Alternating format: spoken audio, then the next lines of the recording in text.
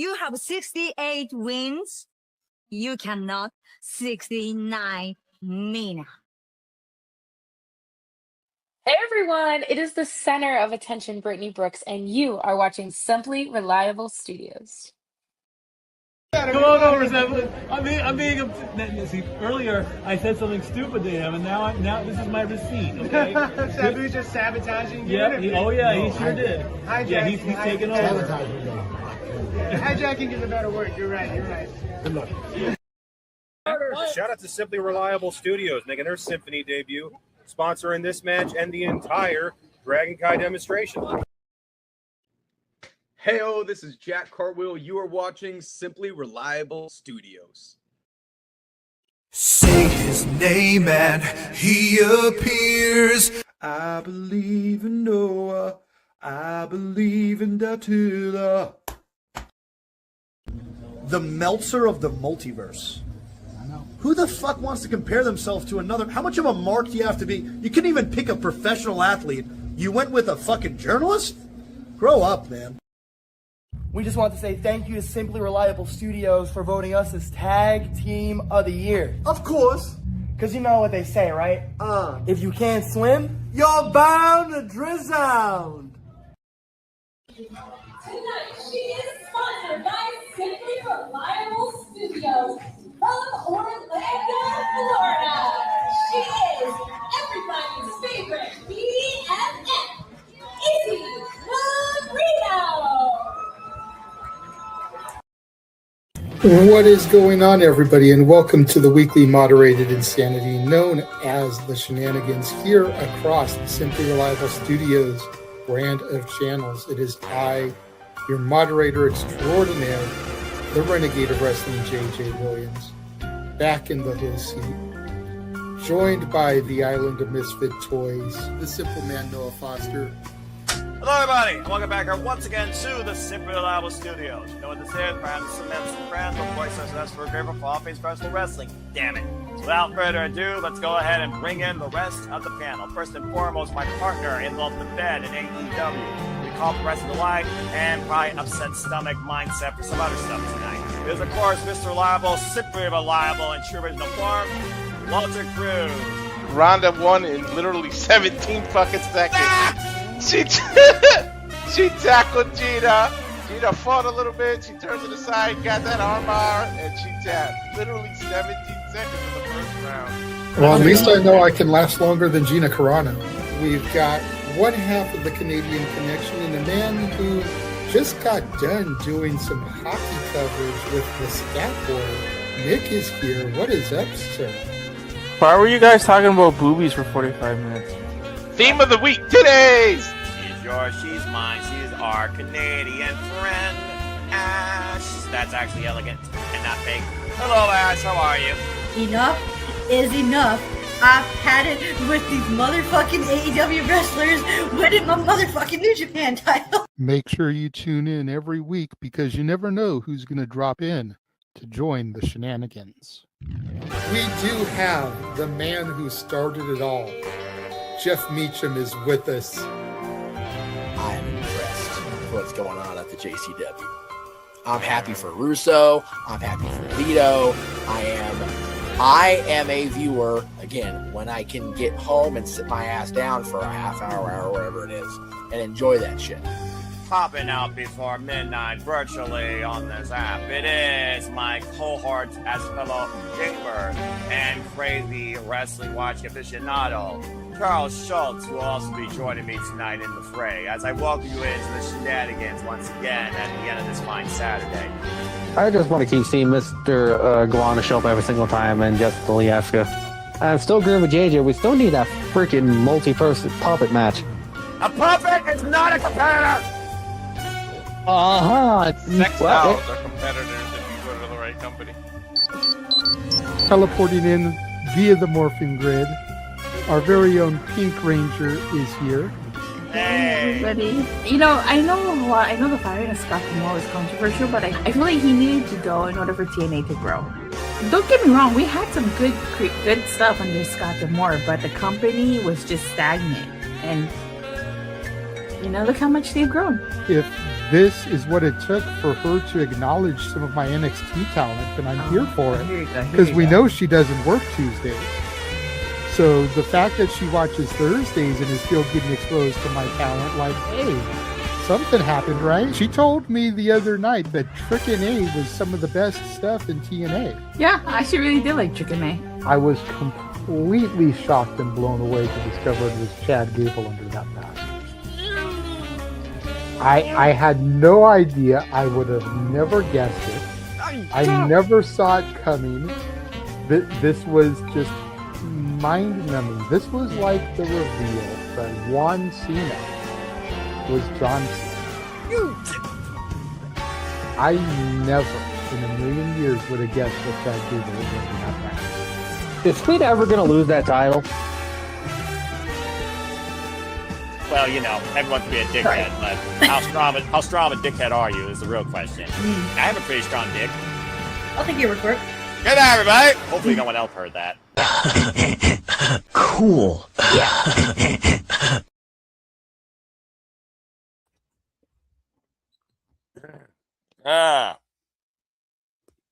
Okay, there we go. Hi, babe. Good evening, everybody, and welcome back once again to the weekly moderate conversation of Racing Matters. That is the Saturday Shenanigans. Bah! I am, of course, right now your moderator, starting off the evening. This is Mendel Foster. Good to see you all once again. Hope you all are doing well. Thank you all for tuning in. Please like, comment, tell a friend. And you want to take the conversation? Super chat, People of the Passions. It's as simple as that. Good to see you, Fett and Nathan Banks, always in the chat. Appreciate you all, as always, for your support and continued patience. You allow the passion to continue to pursue and persist and perpetuate. That being said, let's go ahead and bring in the gaggle of fools, as I'm on a countdown now, as you all know, because I got further more important things to deal with before I beat you up find out do. That being said, as we continue to be your reliable source for all things wrestling, please welcome to the forum Mr. Reliable himself, Walter Cruz. Walter, the two producers, someone else at the bottom, not going to do anything. Walter, how are you? How are you this evening? I'm tired. I'm okay. I'm tired as well. I didn't touch anything. My voice is a little out of it. Was solo calling GCW while you were calling Collision with partner Ash, but I walked right into the strong dick line when I come into here. What the fuck did I walk into this new intro? I was about to say, JJ just picked the spots that he could. The one night I'm Noah Ferguson on the late night show with Ash. He finds the one moment, but you know what? Strong Richard, huh? Well, I mean, you know, someone's got to pitch the tent. That being said, good to see you, Walter. Appreciate you. Before we bring in the rest of the fools that are currently indisposed right now, let's get right into it. So, first and foremost, it's been a pretty eventful week with, of course, that thumbnail, which will be our main event, but also this upcoming week is going to be most interesting. Yes, most interesting. And extremely busy because we truly are going to be covering all of the professional wrestling. Damn it! So I figured that we will kick things off by starting off with what are we excited about? Because I'm not Cody Rhodes and I have far more exciting things than to talk about that guy and that company. But that being said, what are we excited about? I'll tell you right now, I'm excited for a whole lot of shit. And that being said, there will be four City Predictings next week. I officially decided that NXT will be after NXT next week, 10:30 p.m. Eastern Standard Time.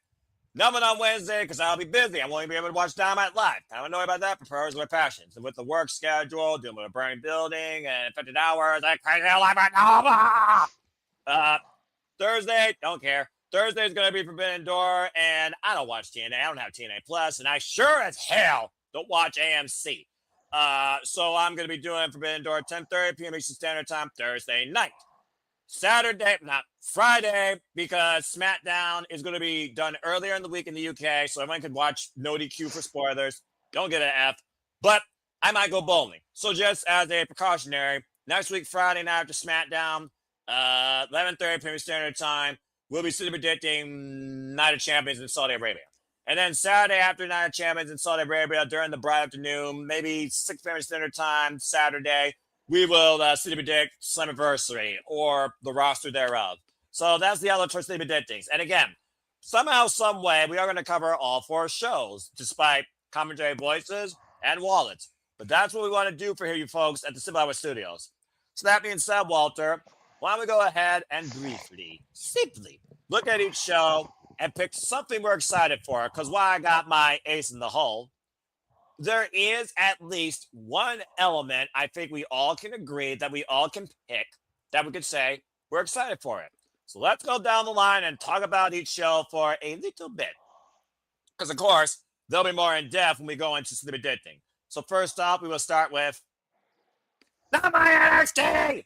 But that being said, this is your NXT Great American Bash so far. You got that guy in the bottom right-hand corner. You got the NXT North American Championship. I can go John Oliver on this shit, but I'm not trying to. Unless someone PayPals me $25, then you would get Noah Oliver tonight on Simple Man Tonight. But that's not going to happen otherwise. That being said, I'm an AF in this bitch, man. I'll freaking force people to pay if they want to see the worst out of me and get a raw reaction. But I'm in a happy mood. I had Collision. Very good show. Also, I do think that this women's match is going to set the bar for women's wrestling next week because Kendall Gray has all the tools to be a leading professional wrestler as a champion. Today's modern-day Kurt Angle, in my opinion. All the damn grabs, and the tomboy girl can put away some cake, and I love that. Kendall Gray will challenge. You'd have no voice, but you better say it. Mamacita and all her cake. There you go. Yeah, I know you were going to add that element there. Hey, it's my birthday. We need the cake. Oh, well, he's cumpleaños. As she will be going after the NXT Women's Championship against Lola Grace. And, no, I mean that day. That day is my birthday, June 28th. Well, happy pre-lated birthday. Then. How about that? And then, of course, Tony D'Angelo is defending against the Naraku, I think his name is now. Narasita. No, Naraku. I think you're right. That's it. Yeah. So that's the Great American Bash card so far. But since I already say this, it's not my NXT. Let's go ahead, because I did see in the private chat, as my timer continues, bring in the man that will elaborate on his NXT. Let's go ahead and bring in, teleporting in from his own morphing grid, the Renegade Wrestling, JJ Williams. JJ, go ahead. How are you this evening? And then speak on this. I'm doing well. You guys can hear me okay? Yes. Perfect. Yeah. It is hot as hell. That's why I'm sitting here in a tank top. Usually I don't have the guns out. Even in summer, I put on sleeves at the very least. But it is too damn hot in the desert. But that'll be the day you actually see what's underneath the blazer. I'll tell you that much. Anyway, go ahead and continue your thoughts, and then we'll bring. Well, hold that thought because go ahead and bring her in because I know she is a huge supporter of the man challenging for my NXT's World Heavyweight Championship. That being said, of course, by his old name, you know. Well, nonetheless. She's yours, she's mine, she's our Canadian friend. All right, very good. Get a subtitle next time. All right, yep, Ash is in the chat, and she's on the screen, and she's got the little guy in front of her, it seems. Hello, Ash. Really got your boss. How are you? Good to see you once again. I'm good. Long live Naraku. We'll see about that. He has entered darkness world, for he is evil. I mean, this brand was evil when it turned rainbow bright and killed its former glory, but that's a whole different conversation. And possibly Hiromu, because Hiromu's on his way too. Yeah, hey, we got some good interviews out of that rainbow situation. Okay, don't trash it. I will trash whatever the fuck I want because I'm the uncensored voice that it doesn't give two shits about a corporate profit. That being said, don't trigger me because you're already starting to. And you want to bring up guys in rainbow jackets from Japan getting fucked over in the Fed. I'll be having to bring that up again too. We don't know that because Finn Balor did well. Yeah. That being said. Look, hey, you know, Noah, I will never argue you regarding Black and Gold versus 2.0 because I did not witness Black and Gold, so I can't compare it to 2.0. But even you have admitted that 2.0 had a few bright spots. There are some good talents that came out of that era. While it still may not be your NXT, and while even the silver version may never be your NXT, you've got to at least admit that they've done something right in a few instances. Blind squirrel can still scratch its nuts and find it at the end of the day. So again, Exactly. not much of an accomplishment, but yeah, I guess it's more than 0%. All right, let's talk about this Strawway. JJ, again, I gave you the mic to start off with because you represent this brand more than anyone else in this internet family. So speak and pass off to whoever and talk about what you are most anticipating or excited for. Well, I've said this a few times in the past when we've done Simply Predicting and whatnot. I am way behind on NXT. You know, with my work schedule being what it is and the fact that it uploads the next day to the CW app, I don't even know the stories going in and how these matches came to be. That said, I'm looking forward to the women. If there is one thing NXT has done right, and I know you'll acknowledge and admit this, from the 2.0 era till today, it is the women's division. Yeah, they may have made a shoddy skateboard that broke in half before it could be used as a weapon. But from Mandy Rose to Roxanne Perez to Indy Hartwell to Tiffany Stratton, you know, and on down the line, if there is one thing that the 2.0 till now era of NXT has done properly, it's the women. Lola Vice, legit MMA fighter, not just a gimmick. Kendall Gray, legit amateur wrestler, not just a gimmick. These two women are going to fuck at the Great American Bash. And I don't mean that in a sexual Pornhub way. I mean, this match is going to kick fucking ass. It better.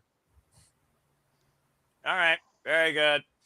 Ash, I'll throw it to you since I know how much you love Evil.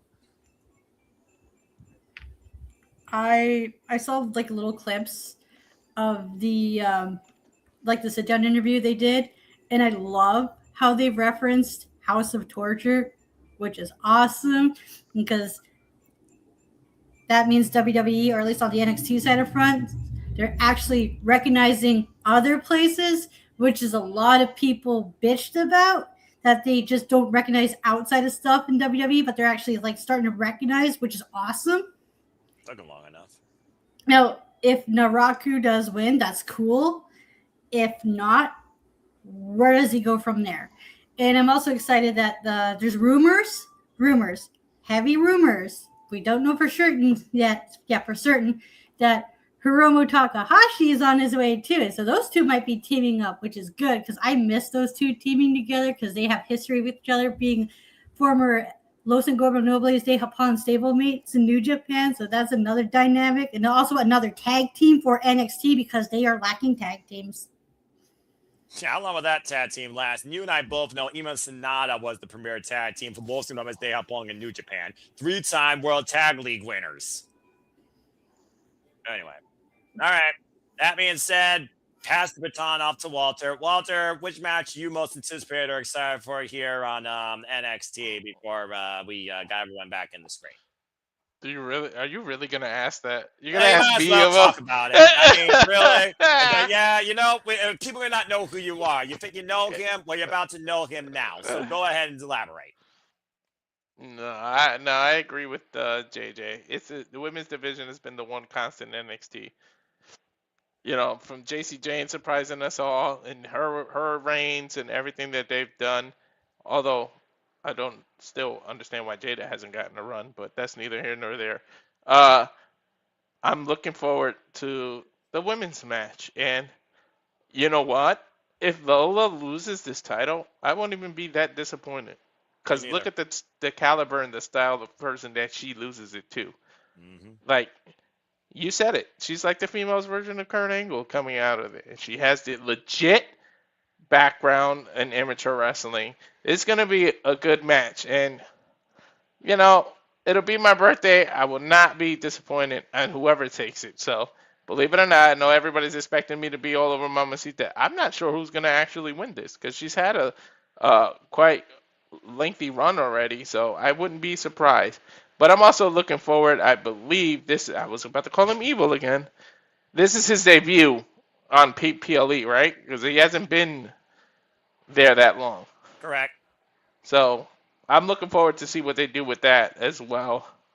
The Deion Lennox, Shakon Sugar, yeah, they kicked him out of the group, whatever. This is his revenge. I'm assuming he's going to have to take on the rest of Dark State one-on-one, and he's going to run through all of them until he gets to... well, actually, I feel like Deion should have been left last because I feel like he was the initial leader of the group, but we'll see what happens. And then the North American Championship, whatever, to be honest. It hasn't been the same since Ethan Page lost it. That being said, accurate. Yeah, that match in the bottom right should be left in the dark. I should just put a black window over it. Yeah, Tony D'Angelo being one of the oldest of the last of a class in NXT, representing it against one of the newest arrivals here. I mean, we saw what happened, so I mean, it very well could be a case where Noku actually wins the championship. But yeah, if what I've seen from Kendall Gray since she arrived from the Iron Survivor on the NXT stage, what I've seen develop with Lola Vice since she finally won this title, what was an incredible, people forgot it happened because Stan delivered. Yeah, it was a thing. It wasn't during WrestleMania week, but yeah, it was a thing, folks. During that triple threat when she won the title and has defended it since. I mean, yeah, if these two don't set a precipice for women in wrestling in WWE, then NXT's already fucked up. I expect this to literally steal the night. It has my full attention. It's the only fucking match I will literally see on screen live. So I hope that Kendall Gray and Lola Vice throw down, grapple it up, knock one or the other out, or forces the other to tap out and get a definitive one-on-one decision that should have happened prior to Stan delivered, damn it. Controversial double pin my ass. So yeah, I will say again, kick ass Kendall Gray, then eat cake. And Lola Vice, see what awaits for you. You've been ruling everywhere else, including AAA, but right now they got Catalina and Bailey holding things down there. So let's see how much longer this run goes, and then see insert name here from the NXT Women's Division. That could be a threat. Maybe if Jada Parker actually beats Natty and proves her championship caliber again, maybe she'll be back in the championship picture. Highly unlikely, whole likelihood, quote unquote, Aaron Riff. But I'm definitely looking forward to the next Women's Championship match, and then there's the rest. So again, folks, that's NXT's Great American Bash. As you can see, they are on the CW 7 p.m. Standard Time. That is Sunday, June 28th. If you want to watch it, otherwise, watch it on demand via your local VPN internet provider. But smart web browsing, don't get a virus. And good luck to Kendall Gray and Lola Vice especially. Everyone else, do your thing. I guess they're here for a reason. Okay. Well, that was NXT. That's one of 4 shows. And again, folks, in case you are just now tuning in, again, we are hyping up the freaking crazy-ass week of the summer where we go all in on all things wrestling and without going all in, which, again, I cannot come soon enough. And again, you will get 4 city predictings at the following times. Stay tuned, as always. And again, stay tuned for prediction forums because, of course, all 4 leagues will be in play. So good luck to everybody across all 4 leagues. Ash, I do believe you are still in the lead for the All-Elite Fleet in the All-Elite League, but Forbidden Door might very well change that. Mm-hmm. All right, let's go ahead and move on into our next show on the agenda. And I think since we're talking about NXT, we'll talk about the other bit of the Fed when it comes to the Night of Champions in Saudi Arabia. So as we know, we've had the King and Queen of the Ring tournament. Apparently, they've also rehashed an All United States Championship rivalry for the women. And maybe we'll absolutely get something fresh and noteworthy that could steal the night for the Men's United States Championship. Oh, and Ash, I expect you to go John for the night when I show you the WWE Championship match. Because here, folks, is your Night of Champions match card.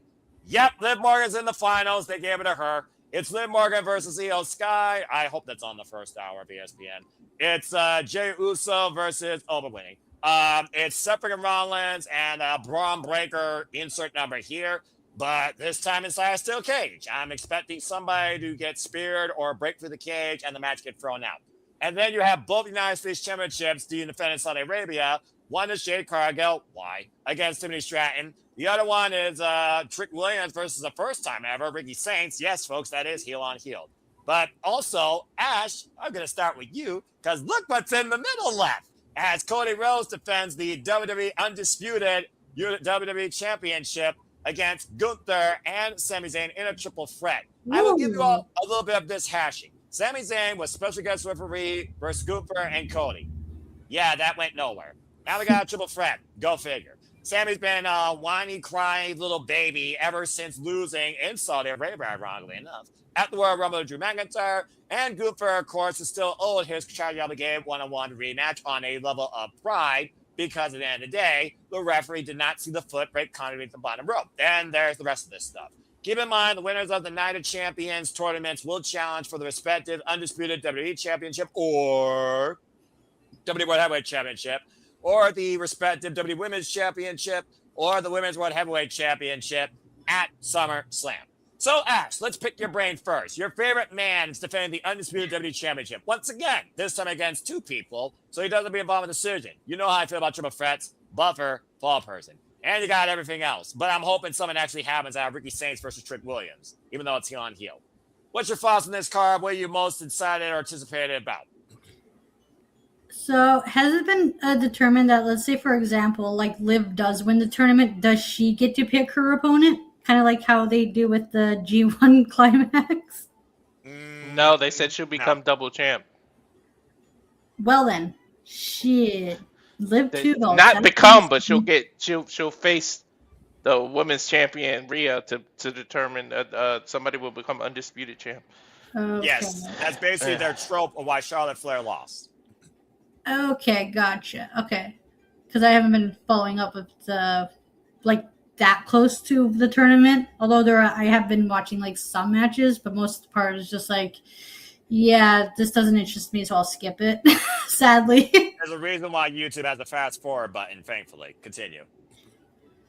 I'm hoping EO wins because, sure, it's like it's been done to death between EO and Rhea Ripley, but I love seeing those two wrestle.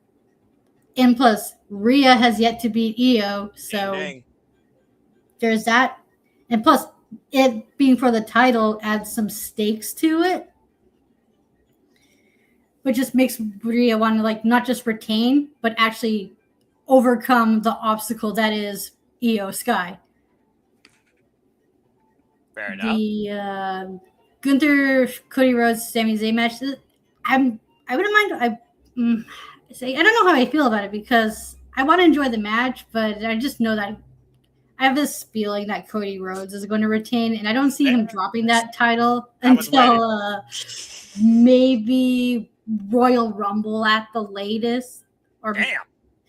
Yeah, because I have this feeling because like this company is very high on Cody Rhodes, so I don't see him losing that title until WrestleMania. That's when he's going to drop it. Well then. Yeah, because of how high the company is. Not just high, but the fan base itself. Because as much as I don't care for Cody Rhodes, I can't deny that people love the guy. So they're going to push him. Well, they're trying to push him, I think, as this generation's John Cena, if I'm being perfectly honest, because there's still that little bit of polarization, especially international, but continue. Yeah. Obafemi versus Jay. I'm hoping Obo wins, but I have a feeling that possibly Jay's going to win. And then that adds to more bloodline drama, which I don't know how to, because I don't know how to feel, because as much as I like the bloodline drama, it's just like, yeah, I don't know much more they can do with it. That's the sad part. Because like, if Jay does go to win the tournament and who knows, if he does challenge Roman, where does he go from there? Because my mindset is I don't see either champions losing the title until WrestleMania. And it's just like, where do we go from there? I know I'm looking too far ahead, but that's just where I'm at. Well, I mean, hindsight's 2020 when it comes to Mr. Fantasy booking better than the entire WWE staff included, or an AI agent that's on our fucking screen, still not on contract, wasted potential. But that being said, anything else, Ash, before I pass the baton? Jade versus Tiffany. I hope this match turns out a lot better than the previous match that they had. Because I'm not saying the match was bad, but it just had felt more to be desired. Like they could have like done a little bit more with it. And I think if rumor was correct that Tiffany was injured at the time, Correct. so they really couldn't do much, and they did the best they can to work around it. But now that they're both healthy, maybe the result could be better. Like the match could end up being better. The U.S. title match, hope it slaps. And for Rollins versus Breaker, it could be good too. I'm not really I'm not that much interested in the match, even though I like Seth Rollins. I'm just kind of over the feud with the Vision. The Vapor, but I also agree. Okay, well, thank you for that quick take on this 6-pack. Appreciate you always, Ash. All right, let's pass the baton right up the ladder on this Mortal Kombat Tower to Mr. Most Creative here, the Renegade Wrestling JJ Williams. JJ, your bitch is back in the mid card. I think it's right where she belongs. And truth be told, Tiffany wasn't at 100%. But I think that her and Tiffany, very comfortable working together. I think it's a very comfortable way to work this feud. The first feud since Tiffany won the United States Championship off Julia. Don't get me started on that. Who's a heel? Who's a face? Who's the gingerbread man? In this case, between Ricky Saints and Trick Williams, I'll let you deliberate on that. And Jey Uso versus Roman. Again, Cody Rhodes still champion. Finally closed the book on Io Sky versus Rhea. And how much vaping do we have left with the Vapor when it comes to Braun Breaker and Seth freaking Rollins? Your takes on all this, your most anticipated, my friend. The floor is yours. Well, I'll save my takes on everything for when we get to simply predicting. That's fair. Because I know we've got you on a timer. And I want to get your thoughts on some of the other things we're going to discuss. All right. As far as what I'm most looking forward to, which is key to this, and I think it's going to shock people, but if they've been paying attention, my feelings on a certain person have somewhat changed over the last 6 to 8 months. Io and Liv. Mm-hmm. I think the plan going into things was Io versus Rhea at SummerSlam, where Rhea finally would get her victory over Io. However, ... However, I've been reading reports and believe rumors for what you want that Rhea is injured. Oh, no. So I could see, if we can bring down what is up there. You Thank fucker. you. You fucker. I could see Liv winning and not wanting to wait till SummerSlam. Calling Rhea out right then and there and dethroning her. Impromptu title match because it's Night of Champions, not Night of Tournament Winners. And you crown a brand new, undisputed women's champion in Saudi, and it's Liv fucking Morgan.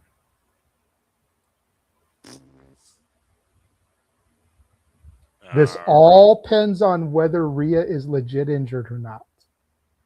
Because if she's injured, chances are she's not going to be cleared by August 1st. So why drag this out?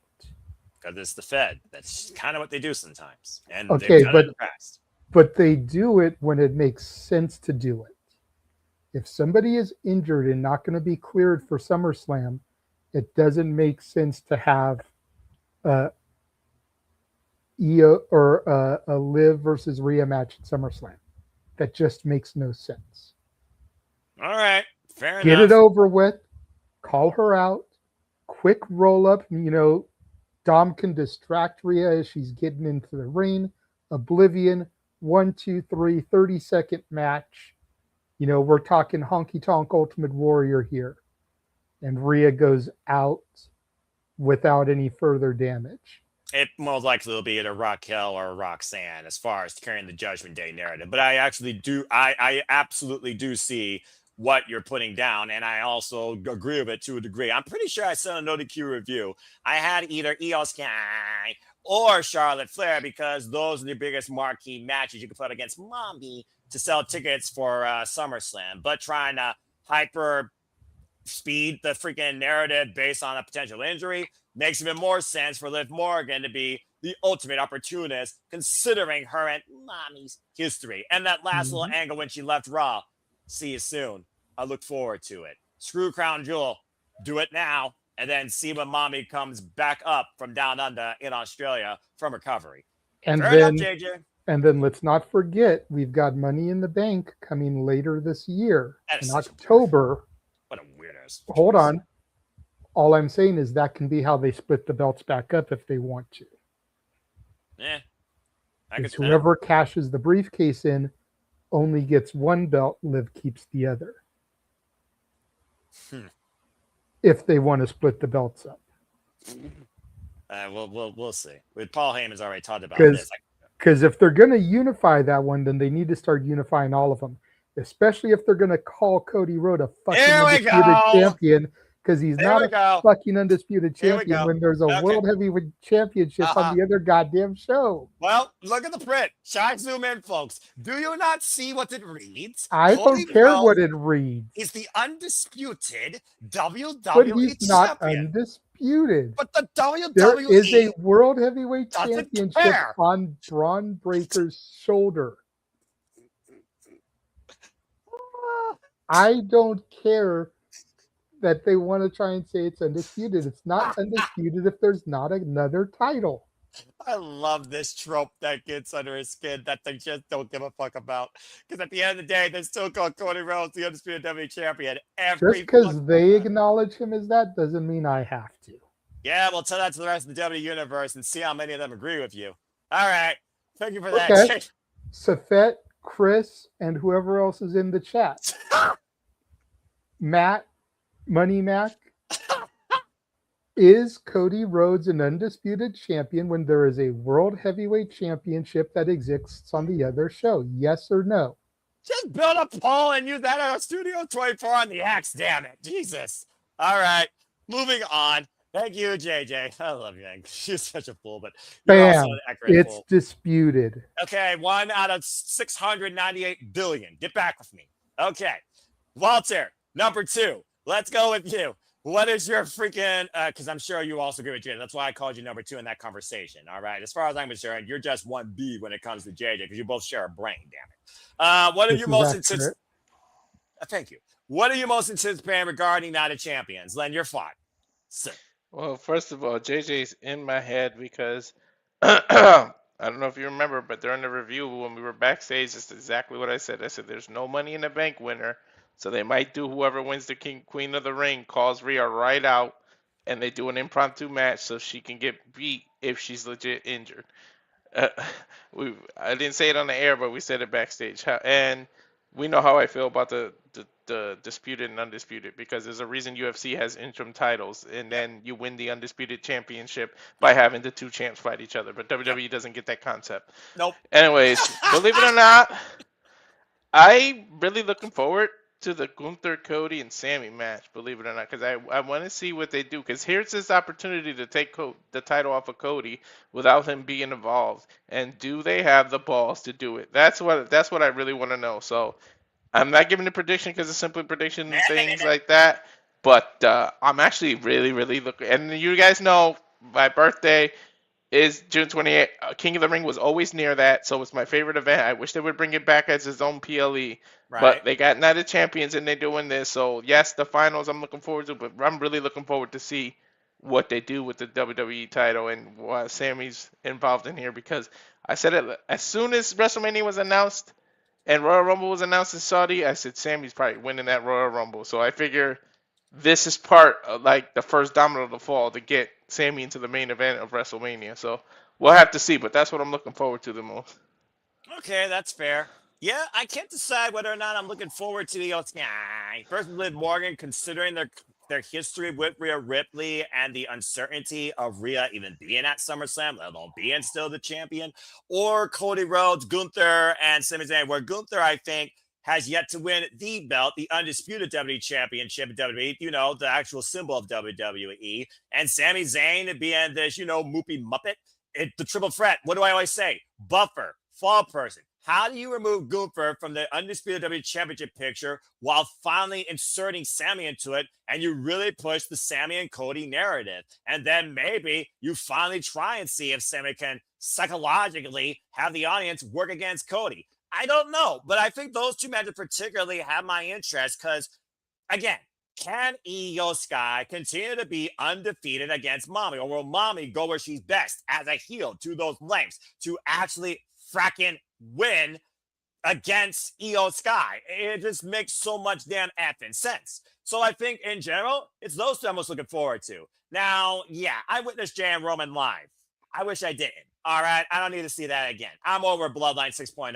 As far as everything else, meh. Okay, why are we doing a Cuba Super United States Championship? Okay, I guess you got nobody else. It'd be too easy to do Trick Metal Game, but nonetheless, I really am looking forward to seeing Io Sky hopefully putting them down. But if this circumstance affecting Mommy is legit, then I could definitely see the whole let's get an undisputed women's champion in WWE because they've never done that with the women. Nope, they never done that with the women. Nope. I was just going through my brain to fact check if they did that. Nope, they didn't. And as far as the undisputed WWE Championship, it's just they swerved Gunther to SmackDown for a reason. I'm just saying. So, yep, those are my two, and I'm looking forward to seeing what happens out of those. As far as the rest, All right, JJ, I see your hand before moving to our next show. What's up? Real quick question, because I wasn't watching at the time. What about when Becky was Becky Two Belts? Yes, but it wasn't one belt. That's my thing. Okay, Remember, that was going to be my question. Is like, did they not refer to her as undisputed champion, even though she rocked two belts, like Jericho in 2000, 2001? Yes, yes. I'm just saying one belt defining you as the undisputed, like they did with the WWE and the Universal. That nonsense. They've never done that with the women. Is basically what I'm saying. A singular symbol versus singular title in text versus two belts in context. But I see what you mean. All right. Again, Paul Heyman, accurate. Too many belts. All right. Okay, let's go ahead and move on into our next show. Again, folks, there you see, of course, the agenda of the predictings that are to come. So stay tuned. Ash, did you have your hand up? I just saw you doing this. You okay? Yeah, I was just scratching my head. That's all. I'm just making sure. And real quickly, you may need to flip-flop Slammiversary and Forbidden Door, because Slammiversary is going to start at 3 p.m. Eastern on Saturday. It's Sunday, dude. My bad. I missed the day. My bad. It's okay. I Carry got on. you. Yeah, Carry you're all on. good, brother. There's peace. Carry on, my wayward son. Yeah, there's peace when this week is done for all of us. Trust me on that, folks. But again, I've I'm not been going to watch tired. on that. Dude, I'm always tired. I live tired. Somehow I'm on autopilot, so it's all good. But that being said, since you did bring up such the case, and what a perfect way to tease a taste of what's to come when we talk about what's left of TNA, it seems. Let's go ahead and talk about what should be their marquee event. And that, of course, is TNA Slammiversary. And they have quite a few number of matches on the card. So with that being said, let's go ahead and look at it. This time we will go the opposite way down the tower. And we will start with my brother in TNA who went there live recently. Walter! Here's your card for TNA Slammiversary, folks. You have, of course, all the titles on the line, and Ricky Solis and Eric Young, and you have the brought back tradition of Ultimate X, and we even have another ladder match for the tag team championships. So that being said, and maybe Moose and Edwards finally put away this system beef, but I don't think the system's going to shut down, much as I want to see it happen. I'm going to Even though we just got a broken Moose.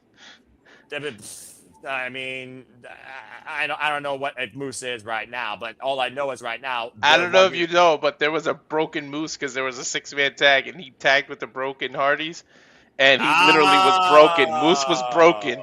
He came out to like a mix of his song and their song, and he had the coat and everything. Moose was broken last Impact. It's freaking hilarious. That's a scary sight. But that being said, what are you most hype or anticipated about to witness, see, cover, hear, or look back on with this year's TNA Slammiversary? All right. What I'm looking forward to the most if you're a true TNA fan and actually watched since the beginning, what made TNA unique, aside from the six-sided ring, was the fucking Ultimate X match. I am so looking forward to that. If they can bring back the way they used to do it. Now they don't got the six sides of the ring. They don't. Hopefully it's the poles that are X and they have to crawl and get it. I don't know exactly how they're gonna do it, but I'm so looking forward to that. That was like one of my favorite matches in TNA history, and I can't wait for that. That's what I'm looking forward to the most. You know how I feel about Santana and everything, and the world title is just something I feel like the company was built on the back of that X division from back in the day, and that's what I'm looking forward to the most. I'm so proud of you. All right. Well, thank you for that. Brief and simple. Let's go right down the horn here, and let's go to our Canadian friend, Ash. Hello, Ash. So, Ash, TNA Slammiversary. Here you'll see the pay-per-view, and again, folks, it's available exclusively on the TNA Plus app. If you have the yearly subscription or you purchase it for, I think, 40 or 50, I don't know, something plus tax, Canadian or American. Ash, looking at this card, what are you most anticipated or excited about? So I'm a sucker for a ladder match. You announce a ladder match, I'm instantly hooked. I love ladder matches. That's one of my favorite match stipulations. A human car wreck, basically. Yeah.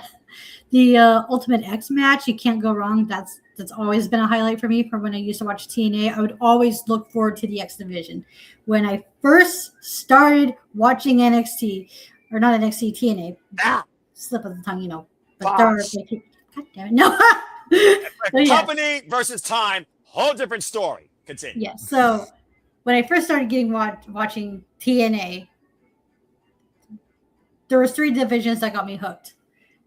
The tag division, the X division, and the women. Good choices. That's all I'm excited for on this card.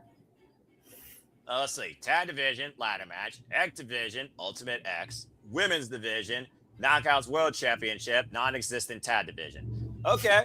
Well, thank you for that. Let's go now down to JJ, who I still believe has the original edition of the TNA X Division Championship. And considering one of your boys that hasn't been involved in this match for, what is it now, 15 years? Someone check the clock. Is back in Ultimate X. I don't think I'm going to have to ask which one he's most anticipated about. But JJ, the floor is yours. Most anticipated match for TNA Slammiversary or a moment. Go ahead. I'm going to say to Walter, get the fuck out of my head, because I'm looking forward to that Ultimate X, especially with the king there it is. of TNA returning to the X division. Oh, bloody hell. Frankie Kazarian, as well as amazing fucking Red. Yeah, that one caught me there. I was like, what? Like, look, I've been saying this for, I don't want to say quite the last year, but the last 6 to 8 months. For the longest time. No, I wouldn't say for too long, but I feel like Red is starting to wind his career down. He had that match against Darren Richardson in House of Glory. He took his boots off. He left him in the rain. And then he came back and he grabbed him like, I'm not done just yet. But ever since that moment, I've been kind of feeling like Red is winding down. And I think this is one last big hurrah on the stage that made him TNA to kind of give back before he's done officially. You know, and he gets to tie up with Cedric Alexander, Leon Slater. He gets Frankie Kazarian again. The rest are just kind of like whatever extras. But Red being able to be in there with those other men, those 3 other men, I think means a lot for him. Personally, I'd rather have seen this be a fatal 4-way with the 4 men you mentioned, but that's just me. Now, I'm going to predict something, Noah, because you clowned a specific division. But I believe the match you are most looking forward to is the Elegance brand versus Demon X Bunny for the Knockouts tag titles, because your girl, who just was announced the other day that she signed a TNA contract, could actually walk out of Slammiversary with some tag team gold. Am I lying or am I right? You're wrong. It's the TNA Knockouts World Championship. So it might be the first TNA Knockouts World Championship match that matters this whole calendar fucking year. The fact of the matter is, think about it for your thoughts. I'm going to get real with you. You want an impact? Here's a fucking impact. How about you have titles for a fucking division? I don't need an empty, hollow victory for somebody that's far better than this when they're being used for nothing more because you filled out your freaking roster, filtering out the talent that was in it when you had 4 damn tag teams in the first fucking place without NXT's inception.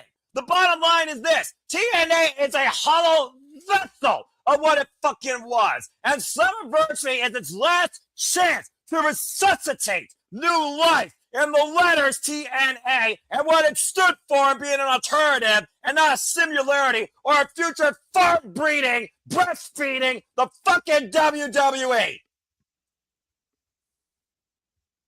Now, back to normal here. Let's get back on track here. But yes, I think Lady Lee's are Brookside, the follow of Angel Warriors, gotten very personal. Both TNA, both very strong about this TNA Knockouts World Championship, what it stands for, what it means, and the relationship should bring a very compelling match. And of course, I've always held the TNA Knockouts World Championship to a different standard when it comes to the identity and the value of women in professional wrestling. Now that's back on a rightful, fighting, worthwhile, capable person TNA founded.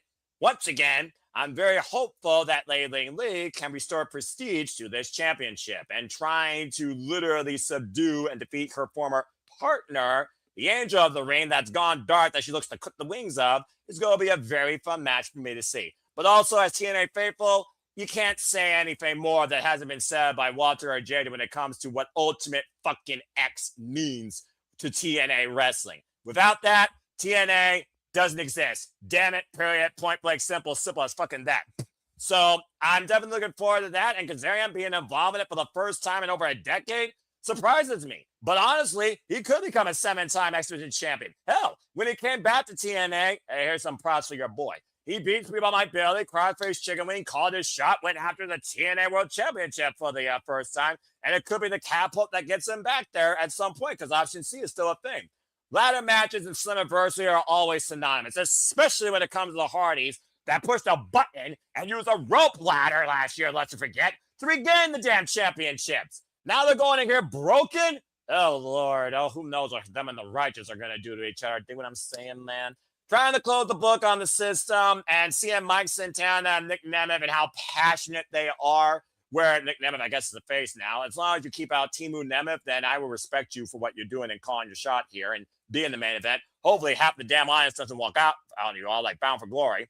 I think that's going to be a very competitive match as well. And as far as Demon X Bunny for life, congratulations, Allie. I want your TNA run this go around to not just be in vain for a cinematography scene to draw a rating on AMC for TNA or lack thereof. If you're going to crown new tag team champions, you better fucking have a division for them to defend it against or for people to come after them.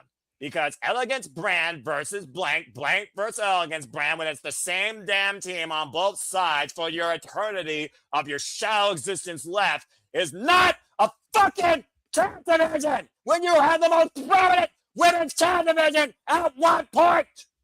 But overall, TNA Wrestling, at least there's 2 matches I'm extremely looking forward to, and at least 1 moment, not the match. Because again, fuck the Elegance Brand, but at least I might be able to see Demon X Bunny win together as a tag team when they started off as rivals in a bygone life as Demon versus Slayer.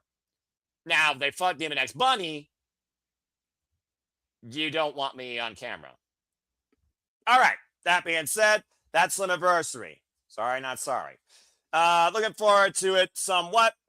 Don't fuck it up. Make me believe that TNA still could be TNA again, especially when we get to our main event topic. Okay, that being said, before we take our commercial break, we got 1 more show to discuss. While you got a little bit of a rant out of me, I'm going to cool down now, or shall I say be tranquilo. despite the fact there is no Los Granada de Japón anymore in the business by name, but by brotherhood, there certainly is.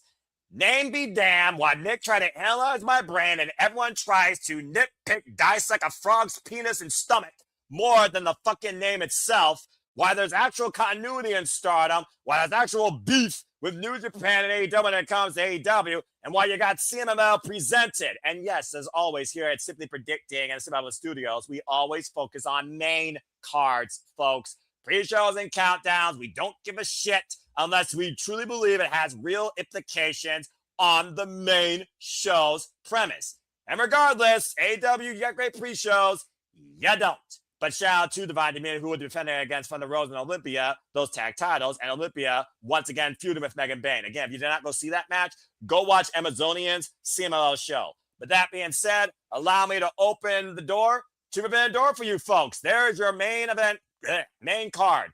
We have Kenny Omega, Zack Sabre Jr. We have both Owen Foundation Tournament Finals. Starlight Kid goes to the Forbidden Door for the first time ever. JJ, first time ever against Fekla. John Moxley goes one-on-one with Bandito. We have Unbound Company, Triple Threat Tag Team Exhibition action. We got Kid Yoko versus the Dogs. And we have Shota Umino defending New Japan's honor and gold against the Bastard Pac. And Mark Briscoe with a chance at Triple B if he beats Team MJF inside Steel Cage. But this is your Forbidden Door main card. Man, Tony Khan, don't book another match. You don't need 10. I think 9 is a great number. Still think it's too much. I probably would move 2 matches, but that's just me. But seriously, this is a perfect grid of matches. Don't do anything else. Now, we have gone around the horn. I think everyone started off something some way, somehow, for the most part. So let's go ahead and get everyone's brief thoughts on this. Because again, we're not predicting. We're talking about anticipated excitement, what we're most looking forward to, the hype. And that being said, because she's been called out, fine, why not? Ladies first. Hi, Ash. Because you and I did just call the collision that, of course, set up the finals of the Women's Foundation Tournament. And you got to call your boy, give you a great little tune-up match of what Kenny Omega might have to deal with since G1 Climax 28. And stay tuned, folks, because me and Ash might actually bring back the simple session for one time only to further hype this up since AEW Unrestricted is no longer a thing. In time to be determined, exclusively at Bay for Wrestling and the Cements brand. So that being said, Ash, let your batty mind run wild. What are you most excited about? What are you most anticipating? Go ahead. Can I have the cop-out answer to say the entire card? You know what? That's fair. Because War Dogs versus CNC Concerto Factory sounds pretty good. CNC Concerto Factory. Someone needs to put that as a shirt. Bandito versus Moxley could be good. I love Bandito. Bandito is one of my homies. I love him so much. He is the man. Not the man, because obviously this is my man. But I'm about to say, you go against him, we're gonna get your brain a lobotomy. Continue. The triple threat tag match. Hey, look, guys, companies, they're partners, they're being represented. What? That's what you guys wanted, right? That's what you're getting. And Super Junior's action. I wonder who Ash is referring featuring to. Shingo Takagi, because he's not a junior no more. I know, he's a heavyweight. I guarantee you he's a heavyweight. But also, let me go ahead and zoom that in for you a little bit. Bloop. You were saying? CMML, AEW, New Japan. What more could you ask? Continue. We got Umino versus Pac, which is the 3rd or 4th or 5th New Japan representation, because a lot of people complain that there's not enough New Japan representation or titles. So we got newly crowned global champion Shota Umino versus Pac, which adds to the whole Umino versus Gabe Kidd stuff that's going on, because Gabe is aligned with the Death Riders, even though his former homies and the War Dogs are still there. So they have yet to interact with each other, which I'm looking forward to. Starlight Kid, someone I've been hearing a lot about. I can't wait to see her. I've seen clips of her, and oh my god, I love her. I can't wait to see this match. There's a reason why El Desperado literally encompasses her, and Wild Desperado is one of her biggest role models. Oh my god, I love that too. I love that pairing so much. Despy and Starlight Kid. It's scary and adorable at the same time. Adorable. It is it not? You're not wrong, to be fair. Continue. We got the two Owen Hart finals, which I'm more looking forward to the Mercedes Maya World match because Maya has been impressing me as of late. I want to see her as champion sometime in the future, whether it be AEW Women's or TBS, work her way up.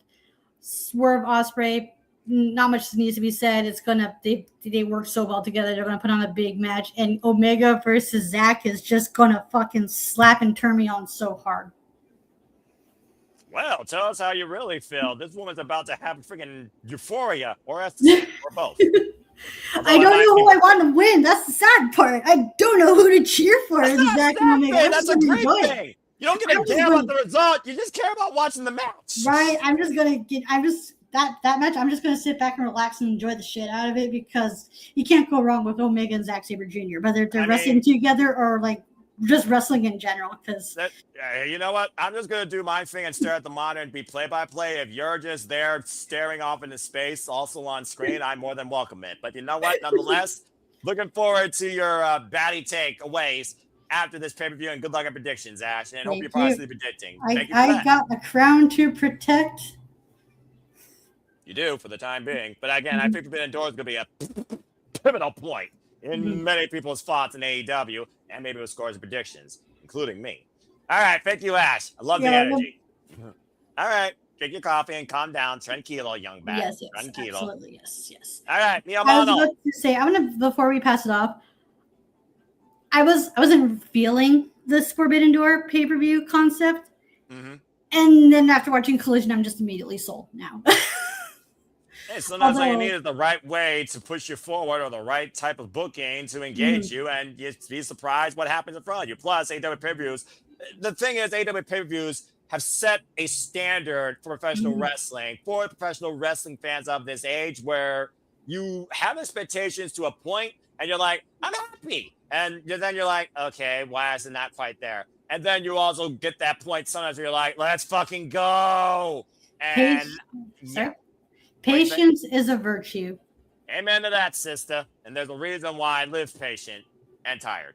All right, and why I'm always patient with all of you. Although you're the one that drives me the least batty, quote unquote, despite your name. Despite the fact you broke me on Collision. Nice job, by the way. Thank you. Also, screw you. All right, that being said, let's go to my fellow hermano. Walter, give your thoughts. Most anticipated hype, Forbidden Door. Brief and simple, go ahead.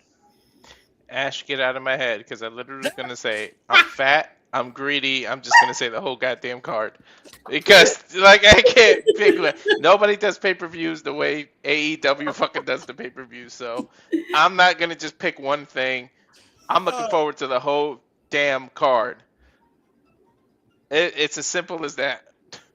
Simple man approved. Fuck, what am I here? All right, then. Damn. All right. I love it. Again, we're over the hour mark, too, so I expect Jada to be brief and simple as well, because I'll just go ahead and say this, because you're probably like, well, you always last, Nola. All right, fine. You want to hear my thought? Here it is. Let's fucking go! My God, this car looks amazing! I got startup! I got continuity with the fucking president being assaulted by Thekla again this morning, and I love it! I love this war with Thekla and Stardom. It's so fucking fun. Maya World Cinderella story. I pray that she succeeds because she more than deserves it. Ospreay and Swerve. I just pray Ospreay's neck survives. This is his World Cup. Ospreay, go for the goal, achieve the dream. Swerve is going to be more dangerous than ever. Kenny Omega, Zack Sabre Jr. Thank you, wrestling gods. Speed, intensity, pride for your company, pride for your integrity and what you believe professional wrestling should be represented and be. That's the Death Riders. Freaking Shota Umino and Pac. I'm just waiting to see who hits the other one harder. John Moxley, Bandito. How far is Bandito willing to take this shot? Could he surprise with an upset Moxley? I got Shingo Takagi on Forbidden Door. I'm set. And then I got, probably a nice little, I'm just going to call it what it is. The 12-minute at the end, it's going to be fun. But if it's the closer, it is what it is because it's MJF and it's the premise of the championship. But like I said, if I were to take one match away that you think, oh, why is it here? Maybe the 12-man steel cage could be its own thing on a Dynamite, like a blood and guts type thing, but it is what it is. I'm just ready to call this fucking show and watch this show because as a fan of Shinyan Pro Wrestling, Japan and Stardom, especially being showcased here this year, Stardom with a heavier presence than ever before with Starlight Kid for the first time ever. Again, let's fucking go. Period. Okay, now let's go to JJ, and then we'll wrap this up and turn it in a commercial break because I need to go quench my thirst. Now I'm wrestling because I already got that, but I need to go replace Mountain Dew. Hi, JJ. Most anticipated match, most anticipated outcome you all hope to see, not predicting. Go ahead, let your thoughts real quick, and then I will shift us to our commercial break. I'm going to surprise everybody again. Do tell. The match I'm most looking forward to is Maya World and Mercedes. Wow. Are you sick? No. Okay. Just making sure. Just making sure. No. Ash is in enough spaces with me that she knows. Okay, that's fair. She knows as well as y'all do how much I detest Mercedes. Oh, yeah. So here's my thing here, and I won't bring the Emmanuel card up again, but just know this is kind of an Emmanuel card scenario. Then I'm going to do this for you while you talk more about it, because please. Mercedes has lost every championship except one. That's right. The Owen Hart belt. Maya World, to your point, Noah, has been on this Cinderella run going through this tournament. She just defeated her mentor tonight. Yes, and I couldn't fucking believe it. Neither could I. Like, all I saw were the highlights, and I was in tears. I was shocked. All I saw was the highlights, and I was in tears. When you think about what this young lady has gone through the last month or so, with her brother passing away, trying to start a GoFundMe to raise money for funeral expenses, the payout that she's going to get just for being on this pay-per-view should be enough to take care of those costs for her and her family. Without a doubt. But what if she wins? What if she actually beats Mercedes and goes to All In? Then, okay, and I already had some of this conversation with people today. Ash was in a space that I was in. She knows kind of what I'm talking about here. And I had to leave the space because it turned into basically one person hogging the show, and I just couldn't deal with it. Oh, I hate that. But I understand the whole desire, you need star power on a card like All In. And Mercedes is star power. She's going to sell tickets. Maya World isn't going to sell tickets like that. She's still hold on, Noah. Hold on. Let me cook here. Let me cook. All right, chef. I feel like there's going to be enough on the card that'll make up for Maya World taking that spot from Mercedes. Okay. Mercedes then loses the Owen, loses her final championship belt. Mm-hmm. She is now back at 0. She's back at square one, essentially. Maya World is now in we won't call it main event, but a highly featured match at AEW's version of WrestleMania. In arguably one of the biggest arenas in the world. One of the most notable arenas in the world. Like, when you think about notable arenas, you think of like Madison Square Garden. You think about Wembley Stadium. Like, these are Kurigan Hall in Tokyo. Like, you think about these major venues. She is on that stage. Now, do I expect her to defeat Thekla there? No. But if she can defeat Mercedes here and just completely knock Mercedes down to 0, nobody thought she had a real chance in hell knocking Athena out. Everybody thought it was going to be Athena and Mercedes making up for the first round last year. Exactly.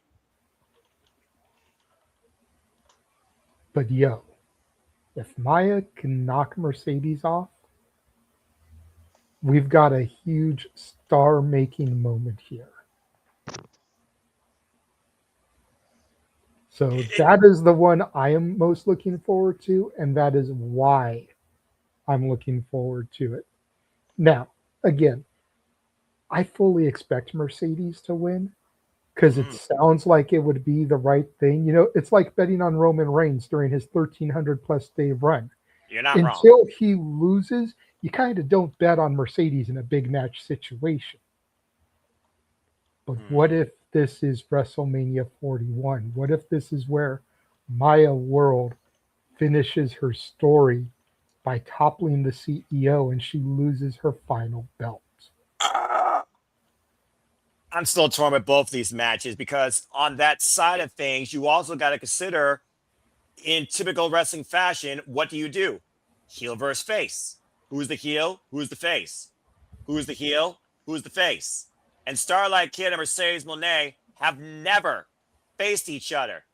And it's just one of those things right now where if Myra does win, then yeah, it makes sense for, of course, Thekla, of course. The beauty of this, just going back and forth with these graphics, because I fucking love this so much. So much what if, cause, and effect, and any of these 4 combination matches with these 4 incredible female talents, I'm not going to be upset with come all in Wembley. And hell, it can still change between here and then because we got Redemption and Beach Break and Grand Slam. There's so much to still write into All In. It's amazing.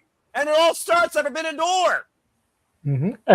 And let's not forget, the next pay-per-view is, in fact, Redemption.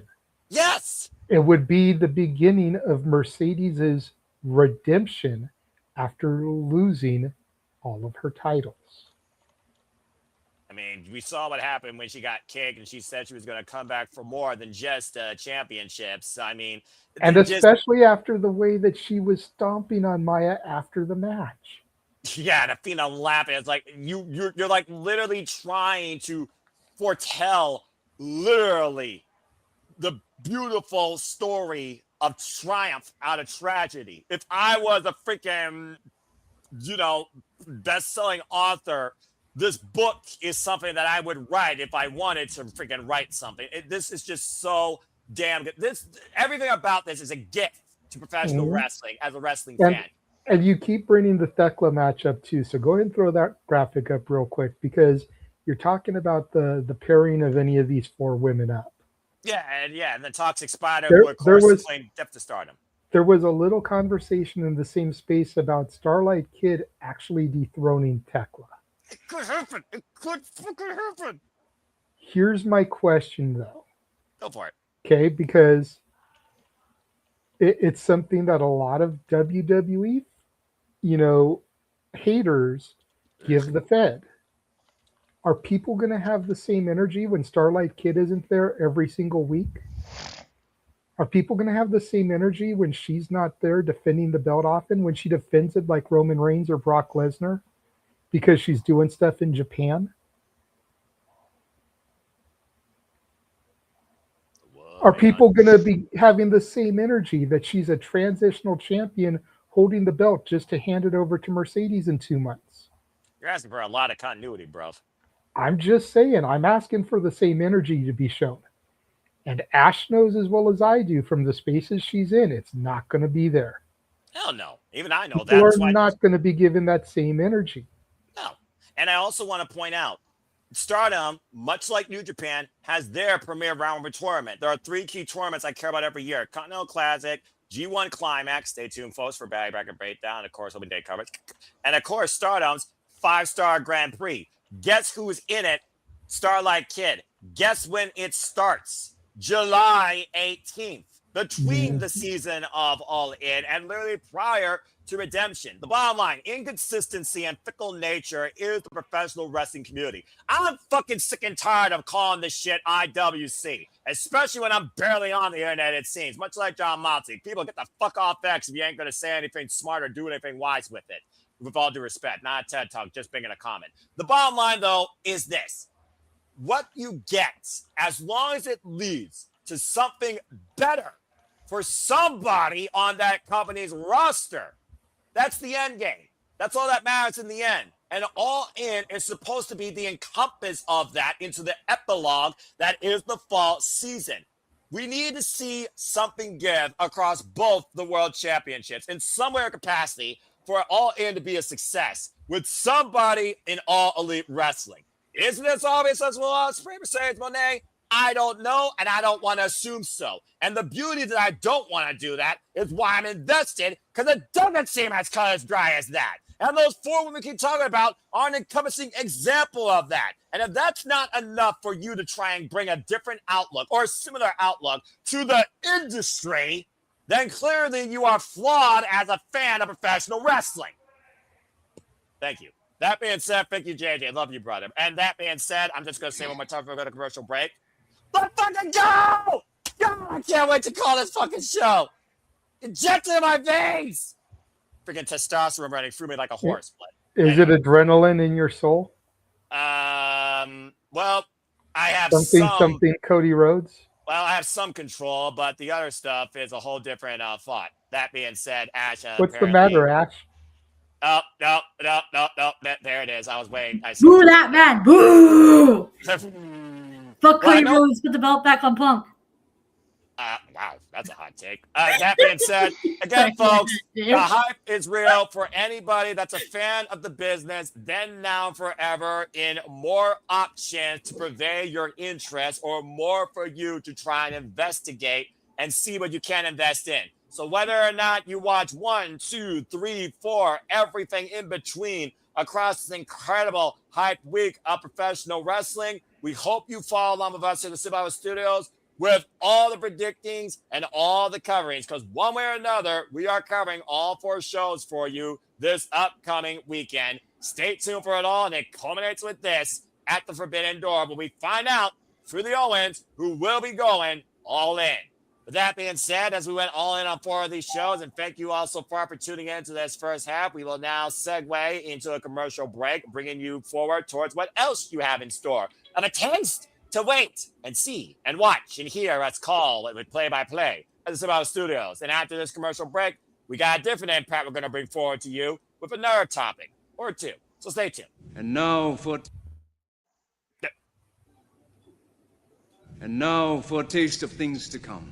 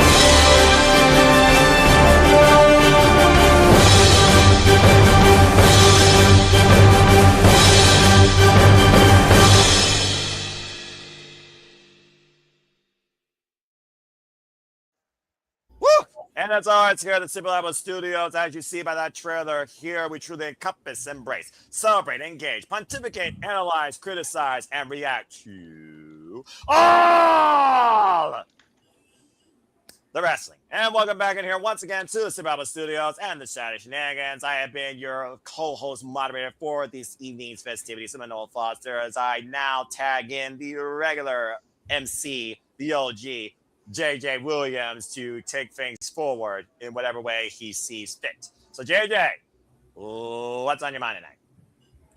Well, thank you, sir. Awesome job as always. You know, I'm sure you guys noticed the intro, how both me and him kind of take turns introducing everybody. I did that on purpose because he's not as much a panelist anymore as he is a second host, so needed to give him that little bit of RESPECT, non-copyright, in the intro there. Shout out to the queen herself. God rest her soul. And thank you, Andrea. You're also very lovely. Yeah, shout out to Nick's wife, which I'm assuming is Nick in there doing it. I love all the wrestling. Fuck Nick. That sounds like a Nick thing to say. Yeah, about the same. So now we know that Nick's wife is named Andrea. So because I never knew that before, it was always just Nick's wife. Accidentally doxing his wife. I'm about to say, I hope that he's got rights to that. Otherwise, he's going to be sleeping on the couch tonight and for days to come. Well, I have a feeling he's going to be sleeping on the couch anyways because he helped Walter with the first match of the GCW watch along while at his, I think, stepfather or father-in-law, somebody's like 70th birthday party today. Oh. And I could hear her in the back. Are you on the phone? So he's probably sleeping on the couch tonight anyways. Especially since he never remembers her IG to plug. Feeling got booked, by the way. Mental note, make a graphic. Still have to make the Burger King type graphic for Nick in conjunction with her name and stuff on the bun. But, anyway, continue. I wanted to talk a little bit about Forbidden Door. Oh. This is a conversation. Ash may be new to it, at least as far as our conversation goes. It's something she's probably heard a couple times in the spaces. But it's something we seem to discuss almost every year around this time. And has the Forbidden Door concept worn out its welcome? That trope. I know it's something we talk about, again, almost every year around this time. But it seems like with every passing year, it gets worse and worse and worse. And like prior to this evening, there were only 2 matches announced that really had Forbidden Door participants to it. You had Zack Sabre Jr., you had Starlight Kid. Yes. Then tonight they made the other matches. So now you've got 4 out of 9 matches. Still not even half the card. Yes. But when Tony Khan allows Stardom, New Japan, CMLL talent to appear on a consistent basis on his TV program, does Forbidden Door really need to be a thing? Like Mystico wrestled at Revolution. You know what I mean? It's like we had CMLL, granted, it was announced he's all elite, dual contracted, whatever. CMLL talent was wrestling on the pay-per-view in March. Why is Forbidden Door so special anymore? It's just one of those things that I feel needs to be discussed. And Ash, I'm going to go to you first since I know you're kind of the newest voice in this conversation. Again, I'm sure you've heard it, maybe participated a little bit in the spaces. But what are your thoughts on this? And it's like, because for me, and this even goes back to the first Forbidden Door, I remember saying, and this is when I was first kind of getting back into wrestling. Because the first Forbidden Door was what, 4 years ago? 5 years ago? Yeah, I think it was like 2000. It was 2021 or 22? Yeah, it was 2022 because I remember because. Okay. So I had been back in for like a year, not to cut you off, and I remember looking at things like people on the New Japan roster are people on the AEW roster. How is this so forbidden? And it just seems like they added a CMLL, they added Stardom, and all that's great, but I don't feel like the original intent is there anymore. Considering these rosters are able to come anytime. Go ahead, Ash. So the first Forbidden Door I remember was being in 2022. Correct. Because I was watching it. I think I was watching it with a friend of mine, and I noticed. And this was when I was starting to get back into pro wrestling again because during COVID, I stopped watching it. I stopped watching everything. I stopped watching WWE. I stopped watching NXT. And I stopped watching New Japan. And it wasn't until like 2021 that I started watching Dynamite weekly after Double or Nothing. So when Forbidden Door came around,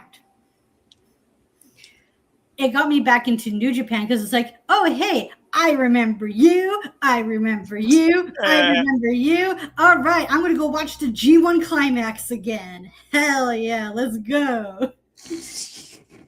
And then, because the idea of Forbidden Door is, hey, what if this AEW wrestler wrestled this New Japan wrestler, this big name New Japan wrestler? And we still get that. But the sad part is that all the big names from New Japan have crossed over to AEW, which I don't fault them there because Okada, Jay White, Keep going. Ospreay.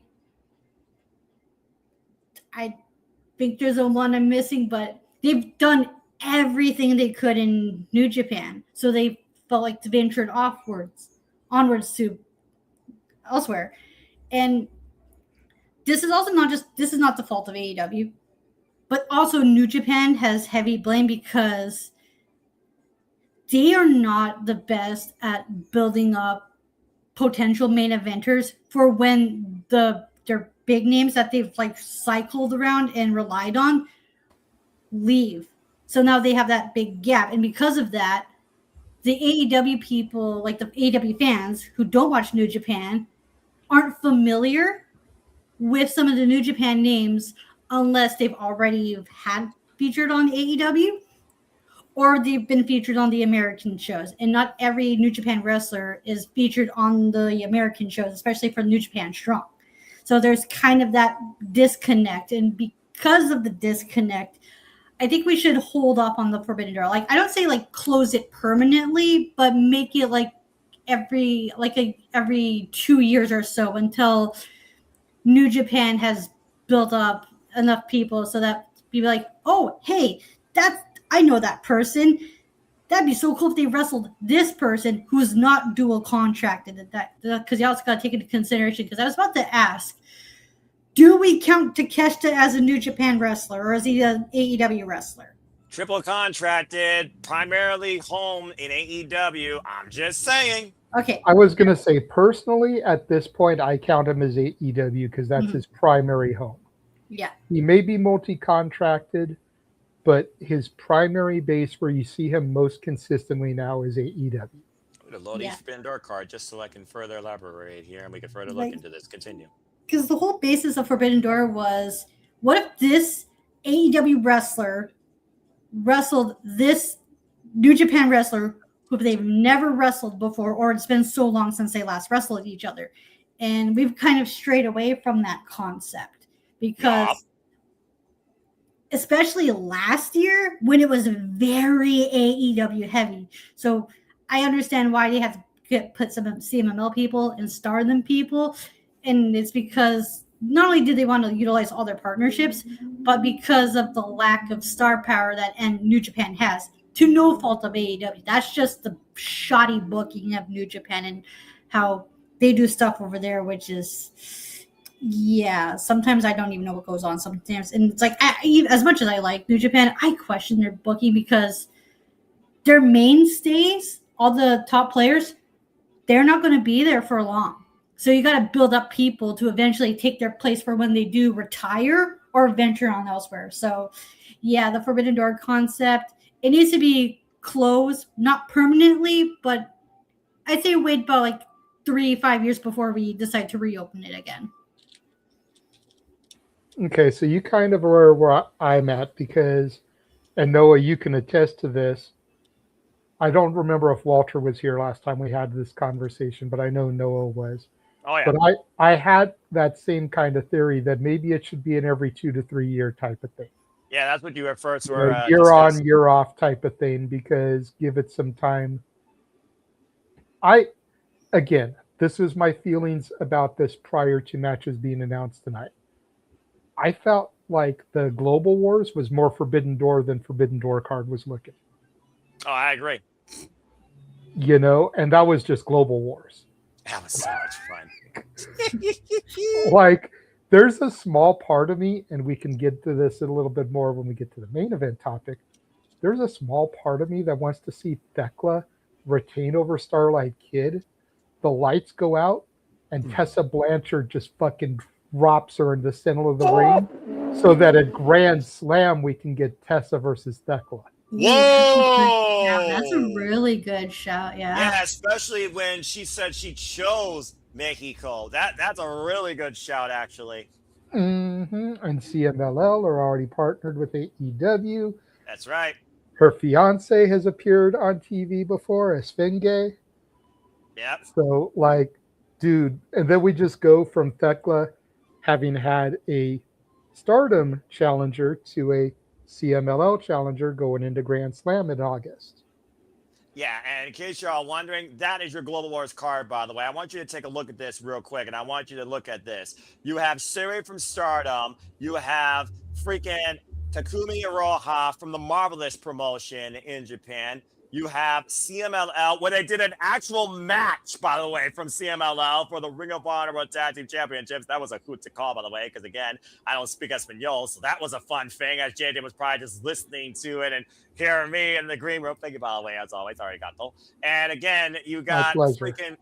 Yeah, I'm sure it was. But Rocker Romero, who's been, like, the mesh behind this whole open door, forbidden door companies playing along concept. Micah from Stardom, and she wants to fight more, by the way. Yes, please. This was very fun and a very dynamic interpromotional card. And it was only 8 matches. It really seems like Global Wars is more Forbidden Door wherever they do it at. And think about the Global Wars that we've had. We've had United Kingdom with United Kingdom Town, including Michael Oku. We've had Australia with your boy, the Sniper of the Skies, and Australian standout, Robbie Eagles. We've had Mexico. I can't even tell you half the damn names before Persephone was all lead included. We're also down there. And Cincinnati, which is America, had fucking Japanese wrestlers. Yeah, it's like looking at this, and I could be wrong because the images are so small in the layout you have, but I feel like the international and TV title matches were the only ones that were pretty much made up of AEW ROH talent. Every single other match of that 6 had at least one, Forbidden Door-esque competitor in it. Viva Van, I think, is kind of all lead. I forget when she got a graphic, but that's fair. I think she's on a tier deal. Yeah. God bless her, by the way. Of course, the student out of the WWE Academy, and Leslie Lane, of course, she's been involved in OH. That was the first thing they tagged together. But to your point, Thunder Rosa Maramera, heavy name known out of CMLL. So you're not wrong. Now, let's go down the timeline before you speak any further or pass the mic off to Walter. And let's look at each Forbidden Door and think about how it's morphed into more of a welcoming season. Because, again, you're right. The Stardom, the CMLL, the New Japan names, it's not like they're year-round, but there are the familiar names that are yearly around at this stage or at this time. Take a look. Well, really quickly, I'm not saying that they're year-round, but I just feel like, and it doesn't happen every week, obviously, but I feel like you can tune into, let's say, a random collision in the middle of September, and you could see Mystico. You could see Mascara Dorada. You could see you could see Zack Sabre Jr. Well, maybe Bad Dude Tito or Mikey Nichols, instead. But you could tune Bad in. Dude Tito give you Mikey Nichols, not so much. Okay, sorry to cut you off there. But you're getting my point here. The names the main names are irrelevant at the end of the day, but you could tune in to a random collision in the middle of September and you catch some random talent from New Japan, CMLL, Stardom on the card. It's not like it's just limited to Forbidden Door season when the TV sucks during that build-up because all storylines get put on hold. And you kind of need to bring these talents in to give some sort of reason as to why these people are feuding and fighting. build up some kind of interest. Like if it was just the 3 or 4 weeks leading up to Forbidden Door, I could understand it. But it's the fact that you could tune into a random Dynamite or a Collision in September, a random Dynamite in January, a random Collision in March, maybe back when they were doing Battle of the Belts, some random Battle of the Belts, and you could see one of these people. That's the point that I'm making. The name is irrelevant. Okay, so you're basically looking at the company exposure being more than just one time a year, even if it's like raindrops throughout the rest of the year. And let's call it what it is. It's kind of like raindrops. But at the end of the day, it's one of those things with AEW. Yeah, they showcase people in their partnerships. And more frequently, it's those people that they are bound to make all elite. Look at what happened this year with Persephone, Mascara Dorada, Mystical. Names aside, they're all CMLL. And most of those people are actually dual contracted. There's a reason why Persephone is the CMLL Women's World Champion, works out of Ring of Honor, and was involved in this year's she was involved in this year's Owen. And she's involved now to fight for the TBS Championship in Survival of the Fittest. The commonality, though, with AEW and the Forbidden Door concept is this. The heaviest focus of every promotion under Tony Khan's umbrella is during this season. And I feel like as long as the primary storm is during a season versus, okay, you get rainfall if you're in the Midwest, you get rainfall in the middle of January, and you also get it in September, you get it in June on a summer shower, you get it in fracking November.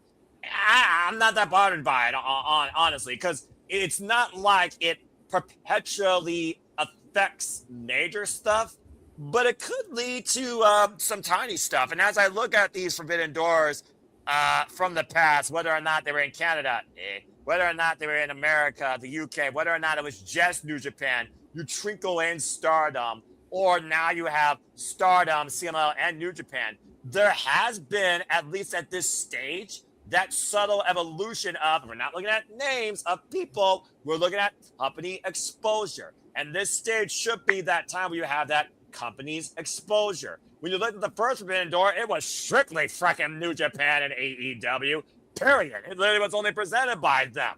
When you look at the following Forbidden Door, there was at least a little bit more of an encompassing thought talking about freaking Stardom, even though they weren't part of the conversation. And again, you still had freaking New Japan and AEW. As we went down the years, okay, now you actually had a little bit more. You had CMLL. I mean, for the longest time, I was waiting for Hechicero to be freaking all elite, and then it finally happened.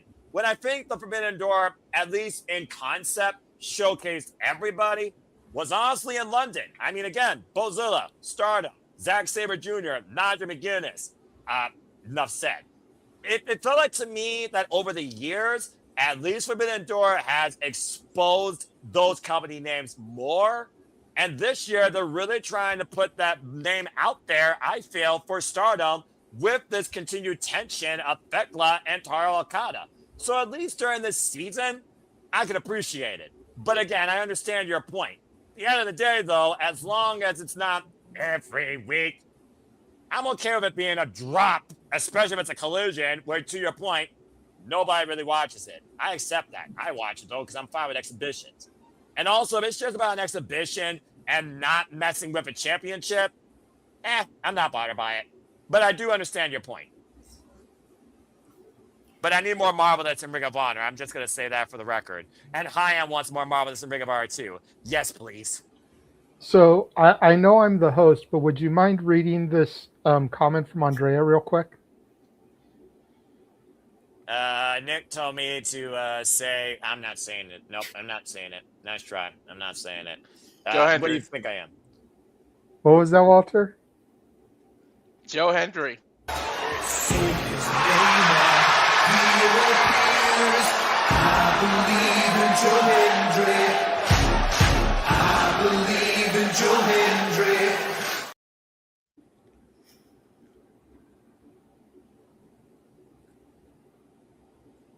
Minus 10 minutes. Oh, hush. You're not minusing 10 minutes. Watch me. You got 9 minutes and 40 seconds, so you better start talking like an auctioneer. I'm not fooling with you. I warned you all. You like our foolishness. Walter, go ahead. You're the only one left on this one. It wasn't our fault that somebody did it in the comment. All I did was read a comment. You ever heard of ignoring a comment? Look, when was the last time you saw Andrea comment on us, okay? Andrea, if it was you, I'll make the exception, but I need freaking proof. If it's Nick typing in your case, Nick, identity theft still is a crime in Canada. Yeah, Forbidden Door, I feel like it should have been named something else. I feel like as a concept, it's not what in name it should be, because I feel like Forbidden Door would be like if a bunch of GCW non-contracted to AEW wrestlers invaded and got to fight on a pay-per-view on live on AEW. If some WWE talent came over, I feel like Forbidden Door is like coalition and working together with different organizations, which most likely because of insurance and everything else, I don't think any companies would really do that. Hell no. Forbidden Door was 2000.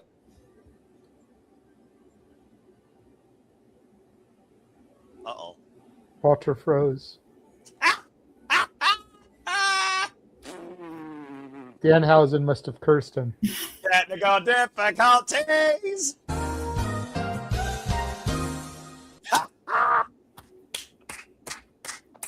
Well, that being said, the internet wasn't as big. My dog stepped on the wire and knocked out because I have the wire plugged in manually to get better internet. Here we are talking about the Forbidden Door. Have you heard of a closed door? Hey man, no, the door is closed. The wire just sticks all the way out. It was Tony Khan, damn it. He didn't like what I was saying. But you need to get a short wire, but this is not an IT session. Wonder what has been done, Steven. The router is so far that I have two wires plugged in through a connector. But that's Lord. why, yeah. But you know, the internet wasn't as popular. If you didn't watch the Raw where Vince said he bought WCW, and you just suddenly saw these WCW wrestlers pop up in WWE, that's a Forbidden Door. So maybe this concept they could have named it something else. Maybe New Japan versus AEW. Maybe like the video game NWO versus the World. You could have did AEW versus the World or something and brought it. And that way you could have got video game nerds tuning in too. So I feel like the name itself is the issue, because the concept is dead. It's just double contracted people. There it is. So, yeah. It's not really forbidden. It's a revolving door is what it is, but again, hindsight is 20/20 when it comes to the name of a pay-per-view 9 out of 12 times a year. So, yeah, it is what it is. Fair enough, and that's going to wrap up that topic. We'll take another quick commercial break to run our trailer. Come back, begin the main event topic. We'll let Noah go first since his countdown is almost done. We'll be right back. And now for a taste of things to come.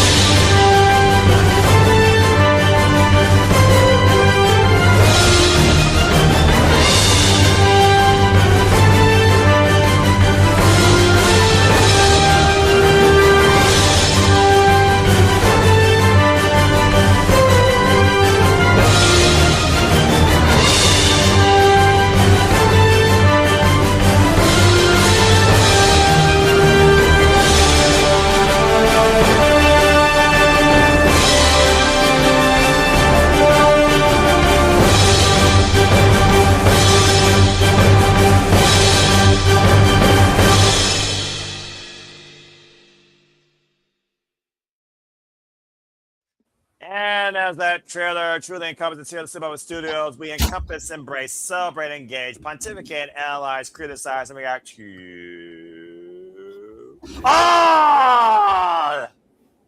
the wrestling. And welcome back in here to the set of Shenanigans as Jade exceeds the floor. Wait a minute, time out here. And Dynamite, dude, this Dynamite this Wednesday, we got our Owens Finals. I don't need to cover it. It's just a regular Dynamite. It's not even a 3-hour special. Well, we originally had it in there because we didn't know when everything was going to happen as far as the Owen went. But and you said you're going to be gone on Wednesday. You've got priorities. Yeah. Doesn't mean Walter's not available. But with the card that they've announced, I'm sure Ash, if she's not working Wednesday, would love to do commentary for some of those matches. Big ups to the boys. Make some noise for the boys. TMDK for life. Yep. So, like, why not do it if we can? I mean, hell, if Ash isn't available, I'm sure Nick will be. We could get Walter and Nick on it. All right, go for it, brubs. I'd love to hear the. I mean, it is the go home, like. Well, yeah, but you know, we usually don't do TV go homes unless it's like the weird 3-hour special to specials. But we don't. But again, it's something that we've been announcing we were going to do for a minute because we thought that the Owen might still be going on. Right. Like realistically, they could have done the semifinal Athena Maya World match on Dynamite instead of Collision. Yeah, that's what I was anticipating actually. So. You know, so it's in Texas. Both women are bred in their careers in Texas, so it actually did make sense in hindsight. Yeah. But all right, regardless, okay, I respect the decision. Whoever calls that fun, and if my passions, my priorities somehow change where I could actually be part of my passion, I will let you all know in a timely, professional manner. Unlike some people, not saying names, they're actually outside this family. Damn it! And by family, I mean this family. And my actual family. I'll see if I can join. Otherwise, hell, I'm fine with taking a breather for a night. You all have a great call. And again, see if it's the dancing. Again, you all know the dates. Monday, Thursday, Friday, Saturday. Each day, there'll be all the predictions for all 4 shows. But that being said, as we now look towards the impact that is ahead, what impact is left? That is the question. But as we go back to JJ, and I did see in the chat, if it was her, fine. Y'all got freaking 15 minutes left. JJ, go ahead. Let's do this.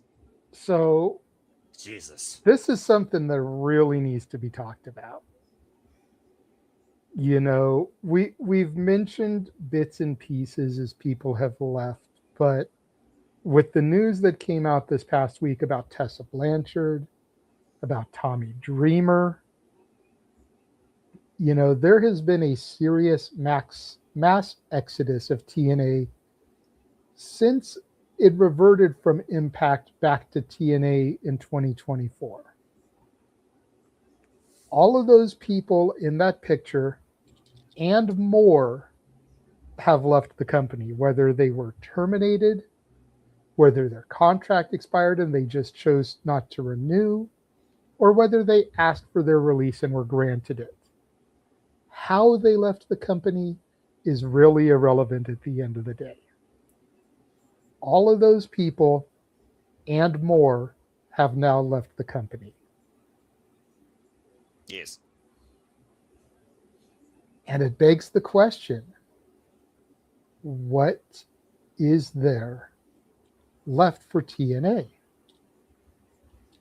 You know, maybe it was just hopeful thinking. But when they announced this deal on AMC, I thought they were going to do, in a sense, what Tony has started doing. And that's snatching up people from the indies that you could probably tie down to a contract for not a whole lot of money. You know, because it's more than what they'd be making on the indies, but it's not going to be WWE, AEW type of money. They only have to work once or twice a month, TV tapings and pay-per-views. You know, so they can still take other bookings outside of that, but kind of like how Tony has wrangled a Maya World, like he's wrangled a Busta in the Brain, how he's wrangled a Viva Van. I thought TNA was going to go that route. But instead, all these people have left. Their roster is thinner than a wheat bin.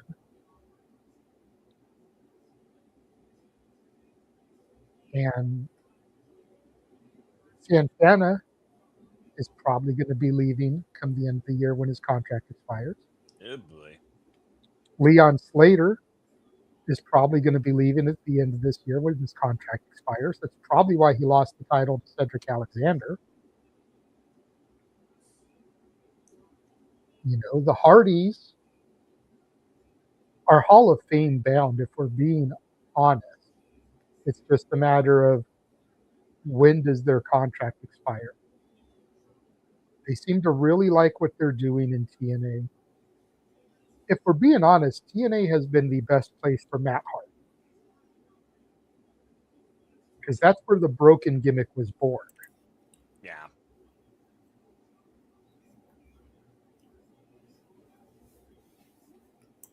But, like, I'm worried. And I shouldn't be, because TNA has withstood a lot of shit. Immortal. To the point where, you know, people say that when there's the nuclear holocaust, cockroaches, Twinkies, and TNA are still going to exist. Because every time you thought it was going to die, it survived. Like a Gloria Gaynor disco song. They will survive.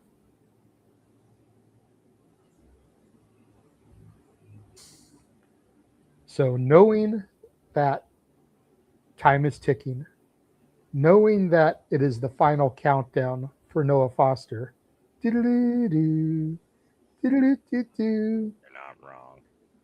and knowing that out of everybody on this panel, he has been the most tried and true TNA supporter up until recently when my NXT kind of invaded it.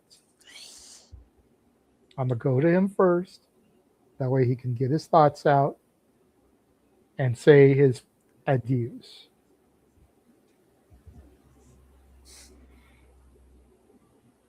I just want to look at that real quick and just take it in, if you don't mind.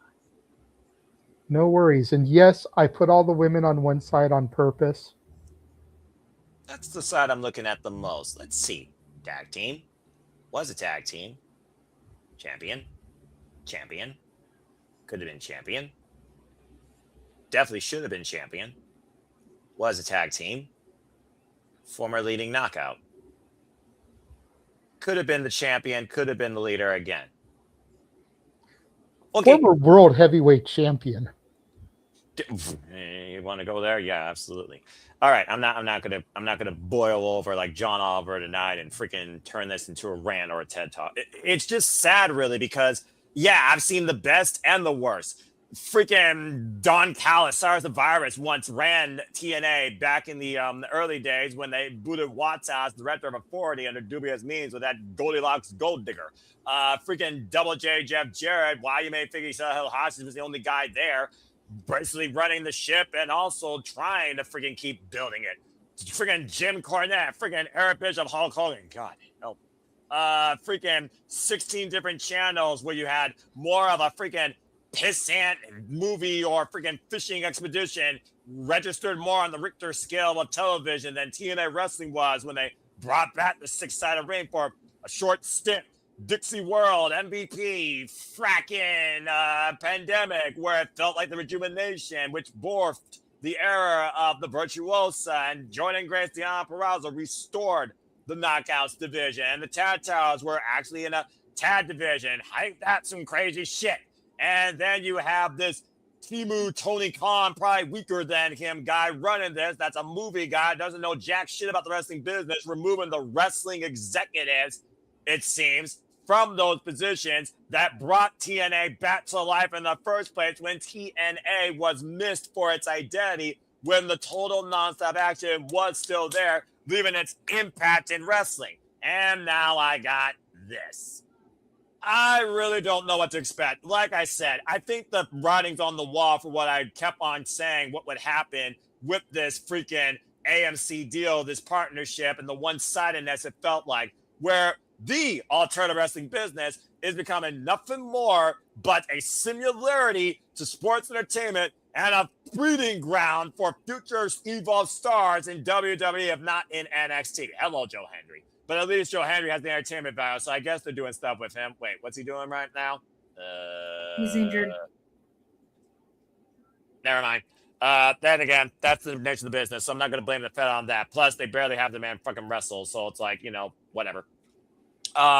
It's sad. I don't know what to expect with TNA. I don't know if they can still have that same impact or even a lasting impact. I pray that they do, especially when you got faithful returns and faithful strongholds still trying to do some with this business, like Trey Miguel and like Allie and Rosemary, the last senior knockout, in my time ad, who's been there since 2017. It's just one of those things right now where I'm at a real feeling of uncertainty and disinterest in what is the left remnants of a former greater days that was TNA. And I really don't know after this. Okay, you announced Lethal Lockdown. What do you got after that? Bound for Glory. Okay, are you going to have something by the end of the year? Or are we not going to see you again till Genesis? Are we just going to the once per view a quarter and not doing plus specials to further work or elevate your roster? And then you sign these young folks in like Ricky Sosa, who is facing Eric Young, who's the last living reincarnation of the old TNA as we know it. I just don't know anymore. Like, seriously. I really hope TNA still can be the non-stop action that I know it can be. And there certainly are spades of it. We encompassingly talked about it during our rundown of Slammiversary, but I'm very close. And it's going to be the proverbial straw that breaks the camel's back based on what I see come from Slammiversary. Not in results, but in aftermath foretelling that I may say before the end of this year, not my TNA. Because again, this card, you have the X Division still, a foundation of TNA. You haven't fucked that yet or destroyed it. The Knockouts title could be restored. Mike Santana is trying to raise the prestige of the TNA World Championship. And you have no tag division for Demon X Bunny. There's literally 2 matches I truly care about, 2 I'm optimistic in, and the rest is filler. I don't say that about TNA in its heyday. Walter and I used to call TNA as the show to see, sometimes rivaling AEW pay-per-views. And they can't even come close. This is the same day as Forbidden Door. I'm not going to do apples to oranges, but the bottom line is, do you still have an impact left in you, TNA, to remind us why this is the place to be, why you ought to turn to professional wrestling? Prove it to me. Because the fact that you have this incredible roster to try and build off of in your restored identity, and you wasted it, let it go, lost it. What does that say for TNA wrestling? And a guy that doesn't know jack shit about wrestling. Friendly business friend or not, he's not my friend. I don't know the damn goober. Seriously, he's a guy that works on movies. That's the reason why it's on AMC. Prove to me, TNA, that you still can be the impact I know you are meant to be. Otherwise, nice knowing you. Go work for WWE. This is sickening. I'm annoyed. I'm pissed. I'm aggravated. I'm disgruntled. I'm disinterested. And above all else, there's still, much like a fucking condom to an STD, 1% in me still stays TNA faithful to believe that this will still be what I encompass to love and know about TNA wrestling. But after next Sunday, I'm not holding my breath much longer. Freaking defibrillate me and make me believe again. Seriously. And with that being said, I pretty much have exhausted my time. So Now that I've had the happiest of highs and the lows of lows, it was the best of times, it was the worst of times, it was the happiest of days, it was the darkest of days. I'm now going to just position this thing all night. JJ, keep steering the conversation. Ash, stay batty. To Miss Ferrantes, don't let Nick drive you to insanity. To Nick, don't be an idiot, although I know you already are. To Walter, stay reliable. To all of you and your families, stay faithful, not only to wrestling, but to each other and respect one another. And I will see you guys on Slip Addicting Tuesday night for NXT. Not NXT! But that being said, this still better be my TNA by the end of the year, or very well next year, you won't see me calling TNA wrestling. Goodbye and good night. Bang. Thank you very much, Noah.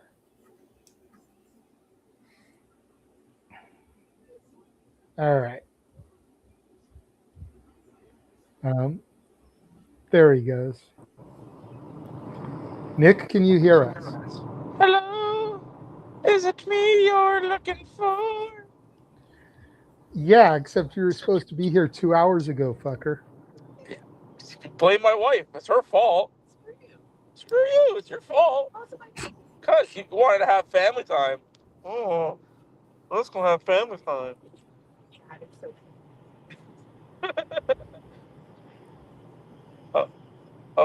Well, wait, can you... well, since you just joined us, Nick, we'll go ahead and go to you next. Especially since we know you in that Canadian phone connection. What are your thoughts on this mass exodus? Oh, max exodus. It gives me... there's a couple things with this max exodus. It gives me questions in regards to the AMC deal and, like, are they making money off of this AMC deal? Like, you just signed a new TV contract and you're releasing talent the way you are, or signing people. So I mean, it's really odd and strange. And then with the releases as well, you kind of ask yourself, well, they're doing all these releases and streamlining everything. Are they getting ready for a sale? Like, usually when, you really take something down to the nuts and bolts and the studs, you're preparing for a sale, right? So, like, is that what they're doing? But the talent that are just leaving in droves is weird to me. Like, it's... And yeah, they've re-signed Trey Miguel. Great. They re-signed the Bunny. Or they signed the Bunny. Cool. So what's up with Steve Macklin? Like, why did he ask for his release? Why did Mila Grace ask for her release? And why aren't you re-signing? Why didn't you re-sign teams like the Motor City Machine Guns? I just feel like TNA is a shell of its former self. It's going to be interesting because I actually, in a couple weeks, I might actually go to the TNA tapings in Brampton. It's not far from me, so everything's far from us. But yeah, so I don't know. I just, the questions are just asked. It's pretty simple. Like, what are they doing over there? Like, are they not spending their money wisely?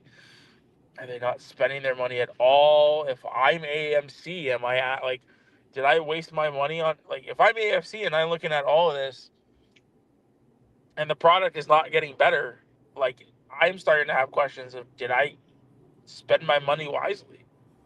Right? See, and I'm probably the worst person to talk about this because I haven't really watched any weekly episodic wrestling product in a while because my work schedule has just been what it is. But I haven't heard anything about the TNA weekly product being bad. Walter was just there for 2 nights of tapings, and from what he said the matches were good. He had a blast. Like, you know, it doesn't lead one to believe that the weekly product is garbage. It's just a matter of what's happening with the talent.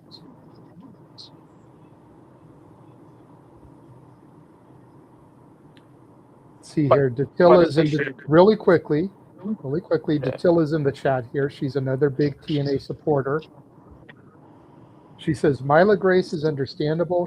She and Harley Hudson weren't booked properly, and they even made a big deal about her signing. You would think that Harley and Myla would have come in and immediately made an impact by winning the Knockouts tag titles. You know, that's a fair point. Go ahead, Nick. You were going to say? No, I was just gonna say, yeah, like that. Those are good points. It's, you know, it.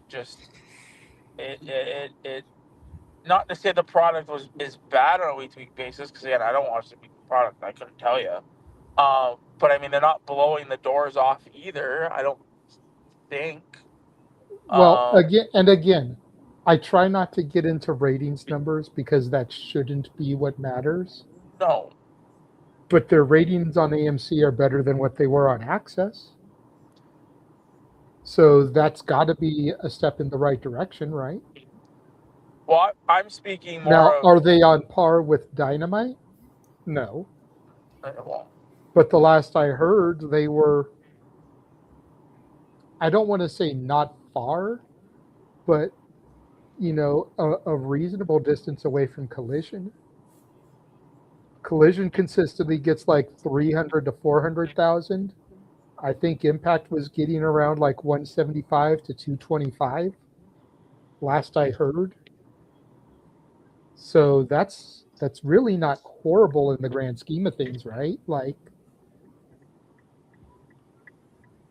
It's not, but I'm not speaking about rating. Like when I'm saying they're not blowing the doors off, I mean creatively. I'm not talking about the numbers, right? Like I haven't seen or heard anything.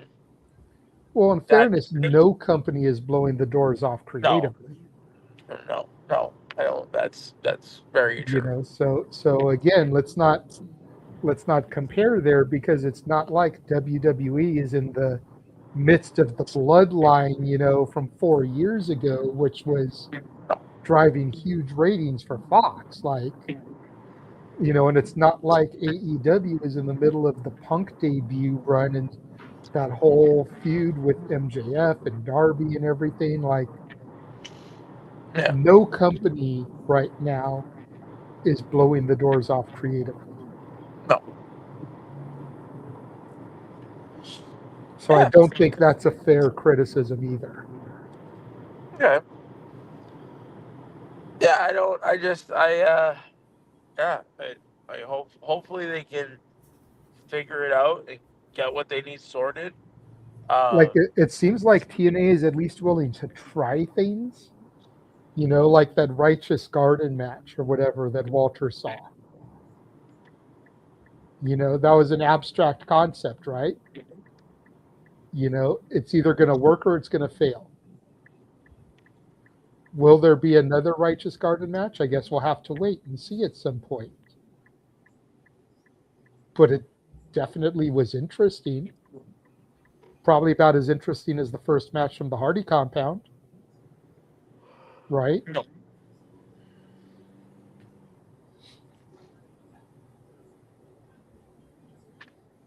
Yeah, no, you're right. Hopefully, like I said, hopefully kind of they can figure it out. And I mean, if they do sell, hopefully, I mean, I've always had the tinfoil cap on and saying that it's not a matter of if, it's just a matter of when WWE purchases TNA. And I still truly believe that. So I mean, yeah, with the again with the roster moves that they are making, what are they adding in return, right? Like there's been a mass exodus, but what are they filling those holes with, or if they are filling them at all, right? So gotta kind of That's just see what they got. Like I don't know who's on the in the free agent list. People with their 90-day competes and whatnot. Well, a lot of people are going to start coming up here towards the end of July. Yeah. You know, the New Day is going to come up. The Motor City Machine Guns are going to come up. Joe Gacy, Dexter Loomis, all the Wyatts are going to come up. I really want to see Dexter Loomis go over there. If for no other reason, the fact that you could put Index back together. You know? Yep. Maybe kind of replace that void that Mance and Steph DeLander left.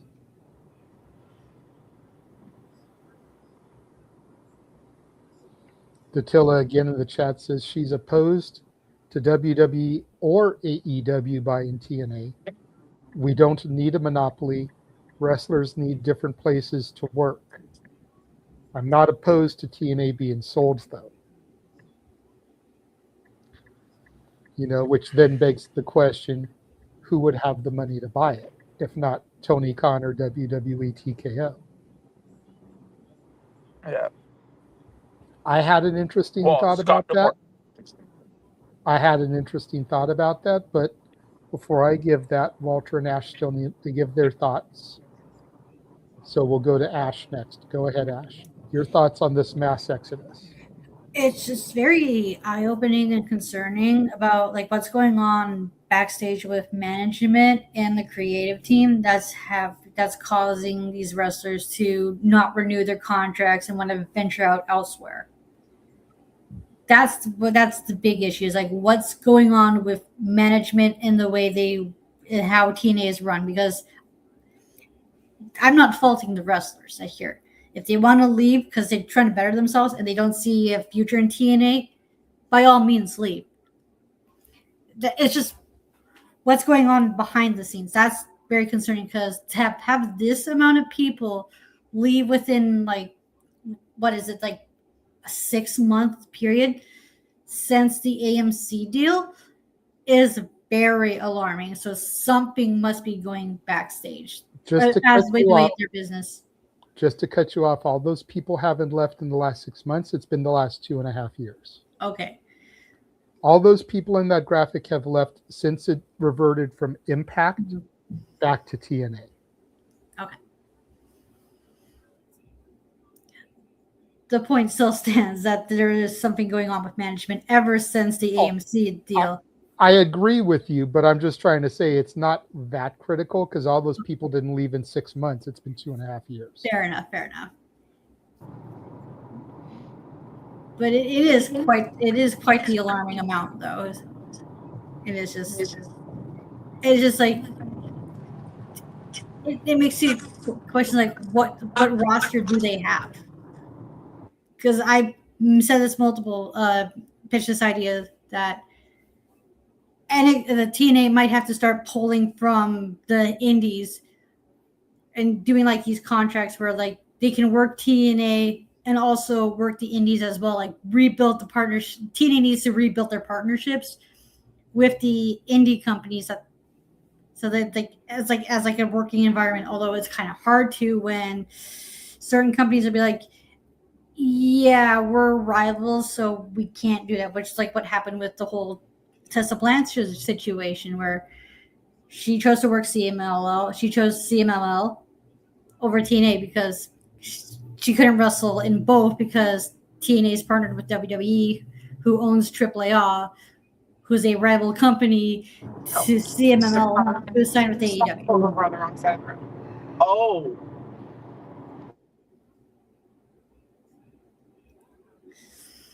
So yeah. So the Tessa situation is different, but everyone else leaving, it has to just probably is a business aspect, and it just I don't know what goes on behind the scenes, but there must be something going on behind the scenes that makes the wrestler say, yeah, this isn't it for me. I got to go elsewhere. And what I'm trying to say is TNA needs a creative overhaul. They need to like get new management and a creative team and someone that knows how to run the business. Like well, I want to say proper, but has an idea of like how has a better idea of how to run a wrestling company. So that way they're not losing money, and they're also can afford a roster and like cycle through them without having it look super thin. No, 100%. And Carlos Silva, I am available to become part of the creative team. Throwing that out there. People have said multiple times about my creative ideas. Just saying. I am available. Walter, my guy, out of everybody here, you're the most recent one to actually go to a TNA show. I'm available too, by the way. But I kind of look at it from Ash's perspective as a business. When you have that many unhappy employees, it says something about management and the way they're running a company. For that many employees to be not happy or anything, then it's time you have to look at management and how things are run. Now, that being said, that's usual business. Wrestling business is its own entity. It's its own monster. It's way different than normal businesses. So you can't just look at it through just that filter. So I'm not sure what it is, but Noah said it when the WWE relationship was announced. Like, it's not long before it might be just a straight takeover and not really a coalition working together. So was that the first domino to fall? You said all these people left within the last two years. When did the relationship start with NXT?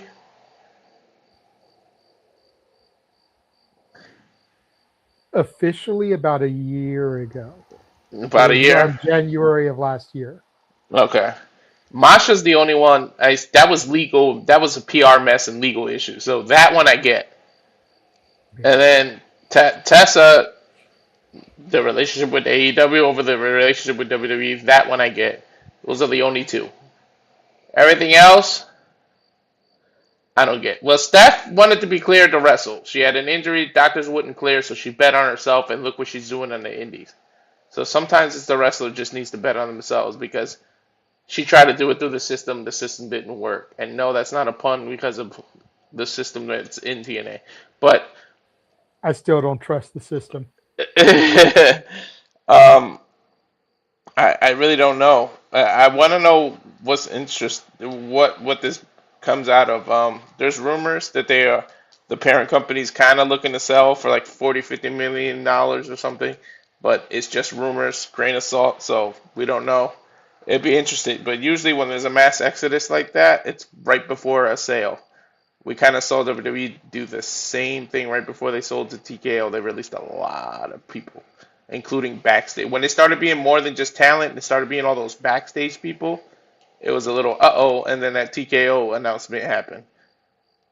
So we'll see. TNA could be making money off the app, and then I don't know what this deal with the channel is, but like Noah keeps saying, that's a channel that runs movies. Maybe they don't understand the wrestling business. I feel like the first era was letting Scott D'Amore go. If you wouldn't have let that man walk down, I don't think this many talent would be unhappy because he understood the business and he understood how to run it. So maybe if you gave him a higher position and let him run things backstage, even when he sold the company and everything, this many people wouldn't have been unhappy. But I don't work there, so I have no idea. But I mean, like you said, when everything's said and done, TNA just seems to be, I call it the little engine that could. They survive a lot more than this, so let's see if they survive. But I mean, that many unhappy talent worries me. And the more wrestling companies that are available, the more places these people have to work, including referees, cameramen, and everything like that. So I want them to have options because I hate seeing people lose their job. This business, it's all about marketing yourself, getting everywhere. The more options you have, the better off a wrestler is. So I don't want to see people lose their jobs. I don't want to see another company shut their doors because, like Ash said, it's one less place for anybody to work. When you get released from WWE, you wait your 90 days, you can go to TNA, you can go to AEW, or you can bet on yourself and do the indies like Matt did. So, I mean, it's a lot of people though. That is a big ass picture, and we don't know how much bigger it's gonna get. So, hopefully it doesn't. Hopefully they'll stop the bleeding. But this, for all we know, this could just be a business deal to get out of the red. People that understand business knows you want to be in the black. So maybe maybe TNA is in the red, and they're just trying to get back into black, and that's why so many people left. But we'll see, because it's interesting because some are releases, some are people not re-signing, and some asked for the release. So we'll have to weigh in and see. But I don't want to make assumptions, and I just hope TNA I've enjoyed since it started, since like '05 I was watching it. So hopefully, or '06, whatever year it was. No, 2002 actually, because it was on those exclusive pay-per-views. But it's hard. It's hard to see. But I think most of these people, a big majority, have landed on their feet. The person who shall be not named, because I don't want to do the gimmick, he's in WWE. You got Steph DeLander killing it on the indies right now. We haven't seen Masha because she's dealing with the legal issues. But a lot of these people have landed on their feet. We'll see what Tessa does in CMLL. So, more power to them. Bet on yourself. Leave the company that's not making you happy. At the end of the day, be happy with what you do. You don't want to get stuck in a company. So, we'll end up seeing what happens. So, the comment was made by Datilla about not wanting WWE or AEW to buy it. And, it begs the question, who could buy it that's not WWE or AEW? And I think it was Nick very quickly chimed out Scott D'Amore. Let's not forget, Scott D'Amore already offered $10 million to buy it back in the day and was told no. Now, at that point, we didn't know how much the parent company would want for it. And again, the rumor going around is that they want 40 to 50 million. That hasn't been substantiated by any reliable source. So I would rather not even treat that as any kind of potential fact until we get more on it. But in a hypothetical world, who's got that kind of money lying around? Willing to invest. And I was talking to somebody earlier today, and I said, I wonder if Paul Heyman has any desire to get back in the promoting business. Because with all the money he's made from WWE, he's probably got about that much lying around. But his weak point was always the business aspects. He excelled at creative, sucked when it came to the business. That's why ECW went belly up. Partner him and D'Amore together. Let D'Amore run the financial business side of things. Let Paul run the creative side of things.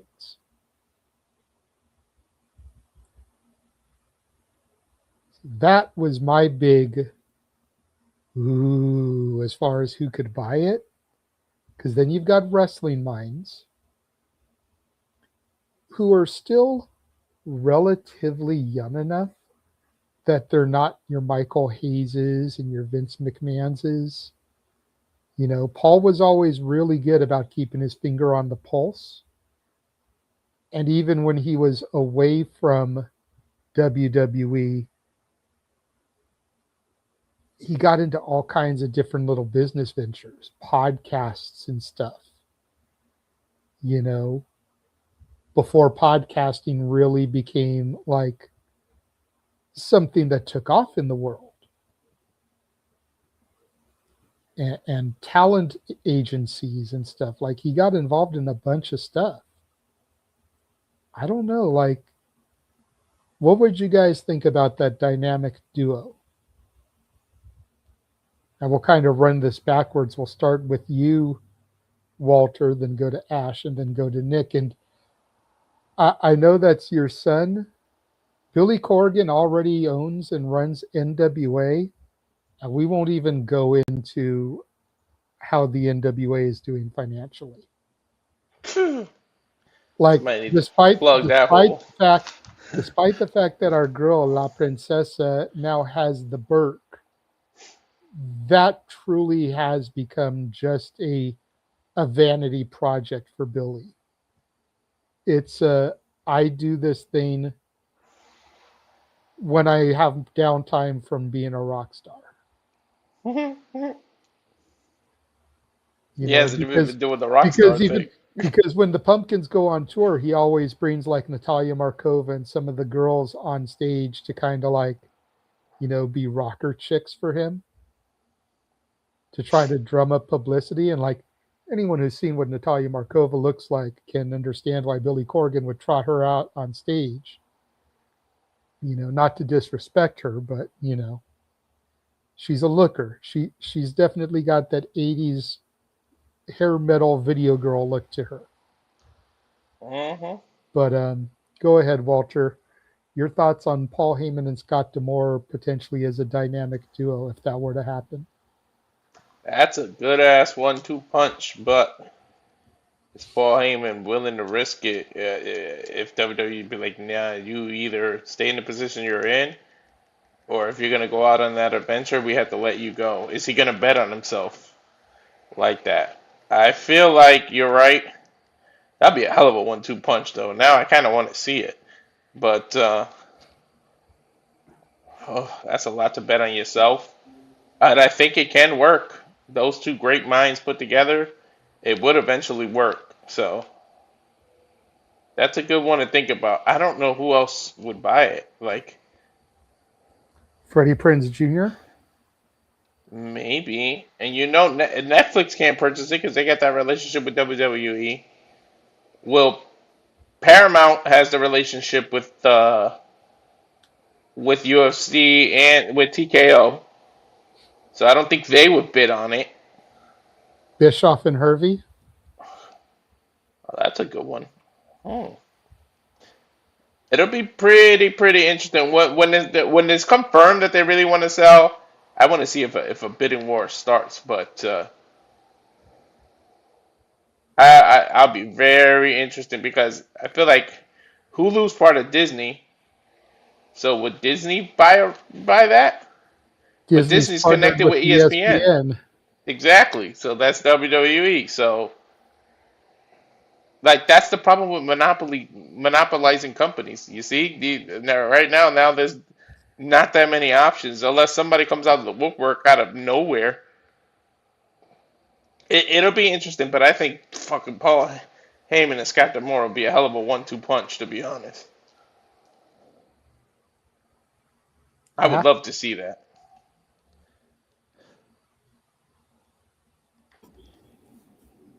Yeah, that could work.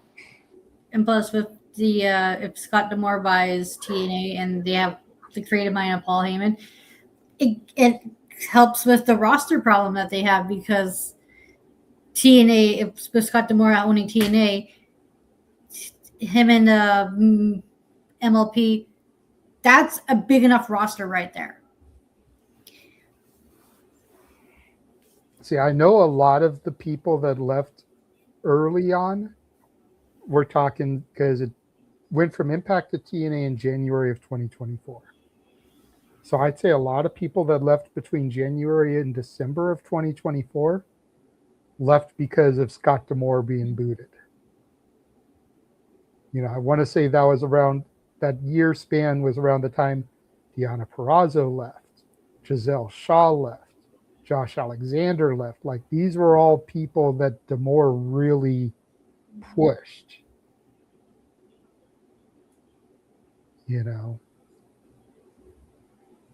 And then from January 2025 to now, you can kind of blame the WWE partnership.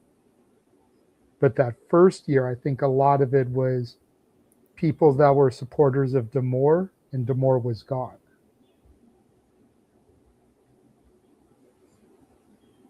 You know, I think that's part of why the Machine Guns left. You know, because Sabin and Shelley were loyal to D'Amore.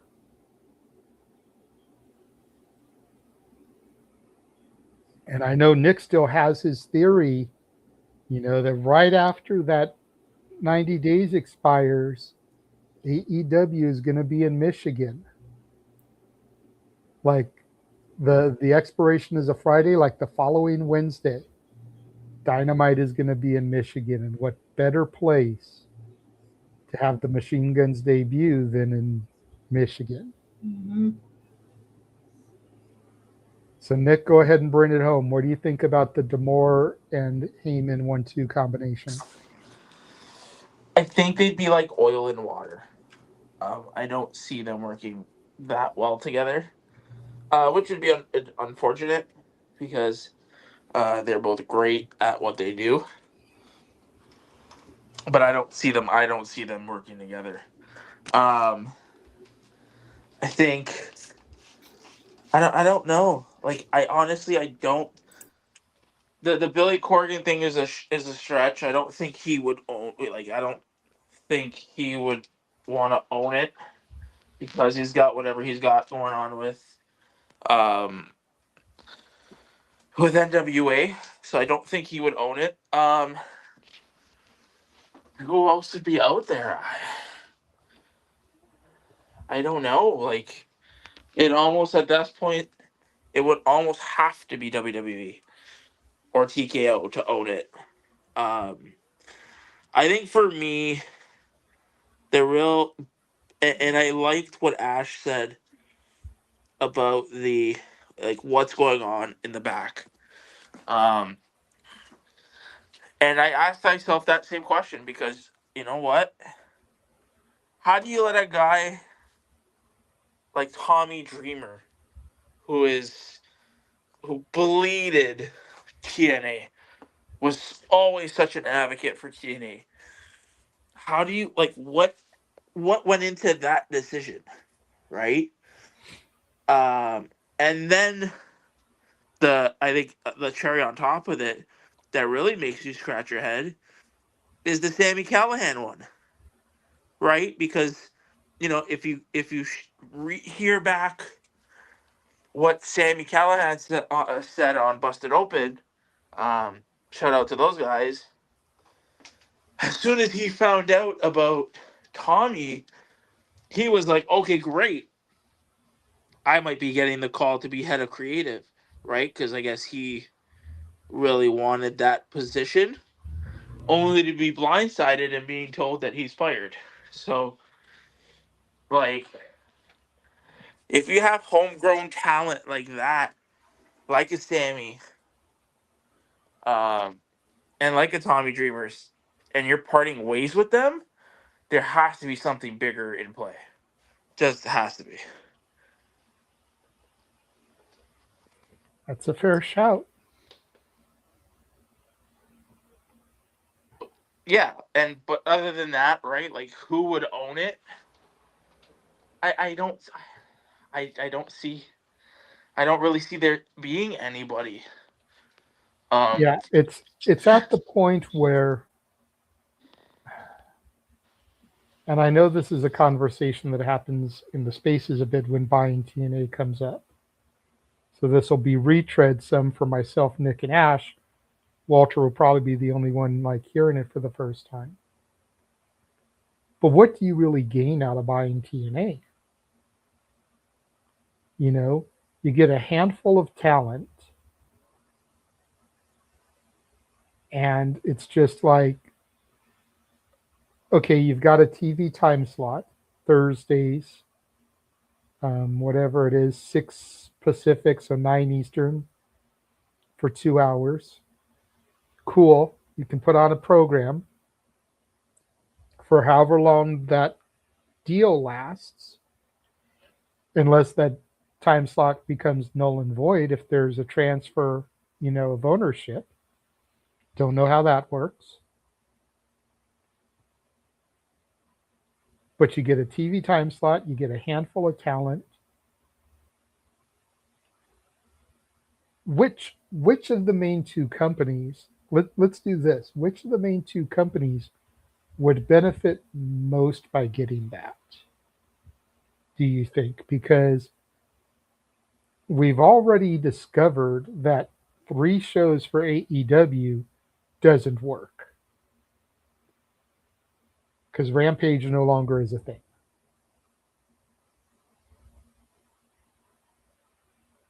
Now I know there was rumor that Tony was trying to shop around an idea for a show late last year, earlier this year. I forget exactly what it was called.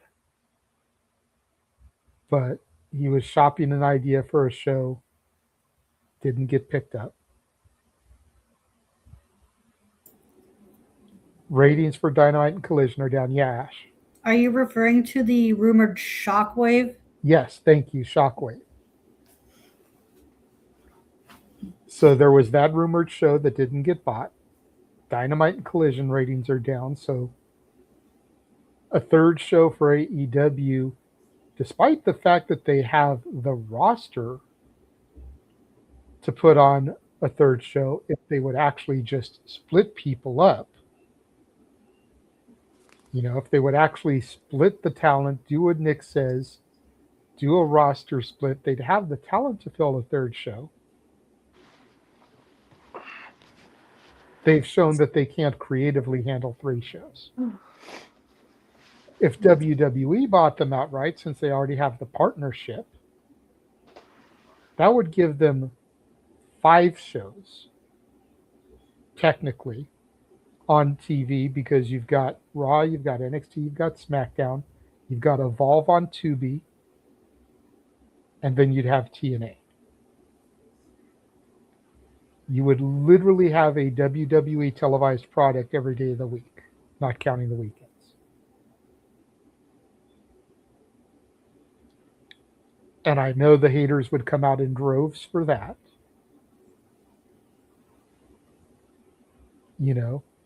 10 years ago, you could have said, oh, well, WWE by TNA, you get the video library. That's worth something.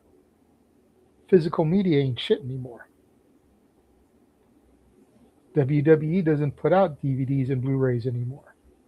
They just stopped selling. They loaded all that shit onto the network. Now the network no longer exists. Now they're churning that shit out for free on YouTube.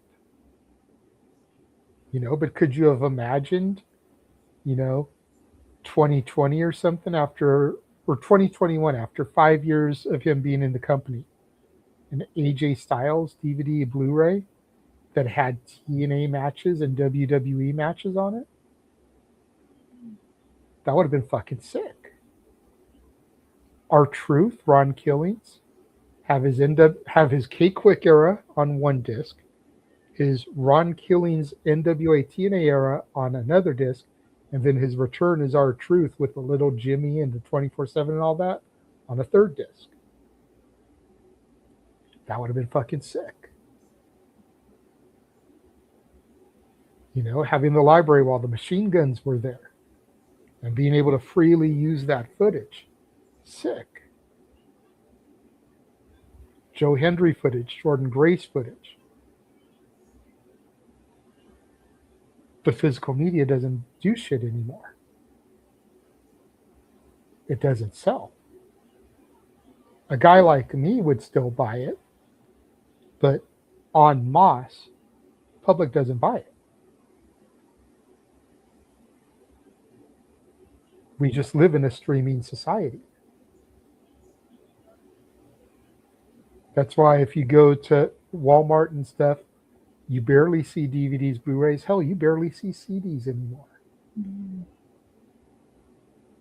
You almost see more records, more vinyl than you do CDs. How long will that last? Who knows? Because vinyl's had a couple of resurgences since I was a wee lad. But physical media just doesn't move. I think you get away from the monopoly aspect because I think there's something, and again, I don't know business. I'm probably the wrong person to talk about this. I wish we had a guy like Andrew Baydala here that could really kind of break some of this stuff down. But I think there's a law or something to where in the States, companies can't really own that many similar companies because of it becoming a monopoly.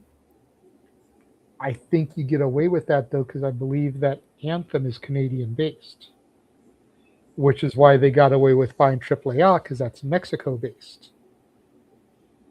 So it's not a within states company that they're buying anymore, like when they were Tennessee and Florida based. And the Carters owned it. Ever since Anthem took it over, when Dixie and family sold it, it's Canadian based now. So I think that's how you get away with that, regardless of if it's WWE or AEW that buys it. Nick, you look like you're itching to say something. You're actually on camera. You look like you're home, buddy. Yeah, I'm home now. Well, I was gonna say, And you don't look like you're in your normal spot, so I don't know if you've settled up on the couch tonight because your wife has relegated you there for you being such an asshole, especially to Ash when it comes to Winnipeg, Manitoba.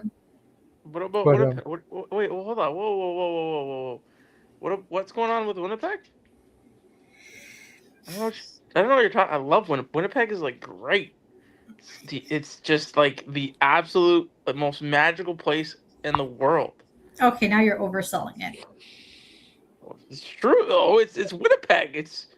You see moose and elk, and the only thing you can't see is an AEW pay-per-view. That's just about it. That's it. That's it. That's it. That's the only thing. That's just the one thing. That's it. Other than that, it is what it is. Like, it's great. You got the Winnipeg Jets.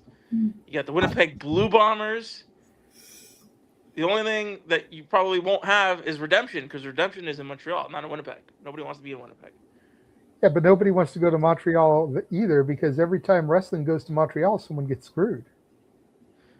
But I mean, you'd like to get screwed though, right? Like, it depends what way. It depends what way you're getting screwed. I don't think Bret Hart enjoyed getting screwed in Montreal. You won't know unless you try it, right? So I mean, regardless, like, it is what it is with that. I was gonna say, no, you're right. Like, with if TNA was an American-based company, yeah, they'd have to go through hoops and hurdles, right? Because that's what right now with the Paramount deal, that's what they're kind of going through. They're going through that. They have to go through the Justice Department, and they got to make sure they're following guidelines and rules to making sure that, you know, it's not a monopoly. So they do that. I was gonna say, unfortunately, there's nobody out there that. Sorry, scratch that. There's maybe two names I could see that might want to buy TNA, but it have to be at the right price. And you guys mentioned one name is Freddie Prinze Jr. I can see him maybe, but there's also another name that we've missed out, and he's an actor turned wrestler. Would Paul Walter Hausen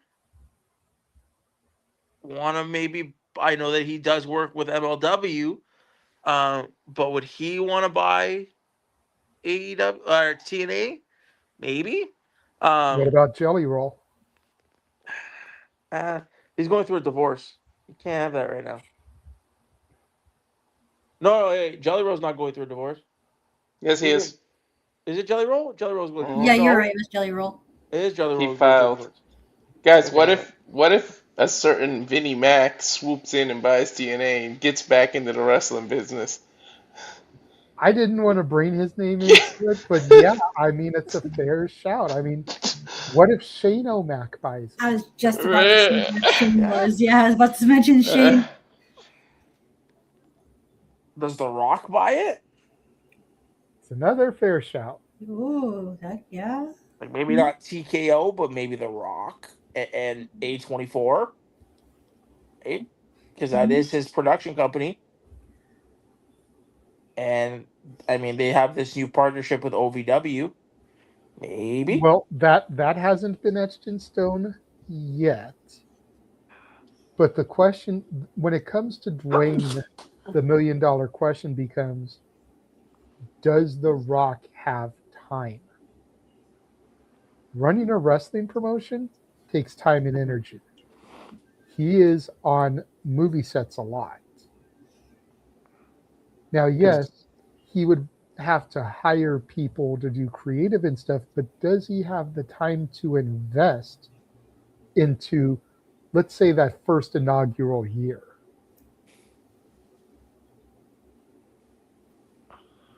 His daughter does. Yeah, that no one wants to.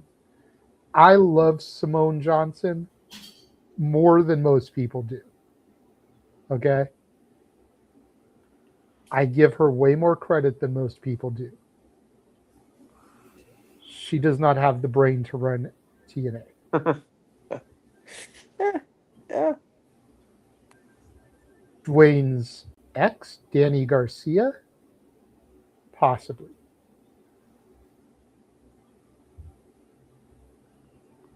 But Simone Johnson, the former Ava Rain, no. People would be like, this is just another Dixie Carter situation. And that's the last thing they need.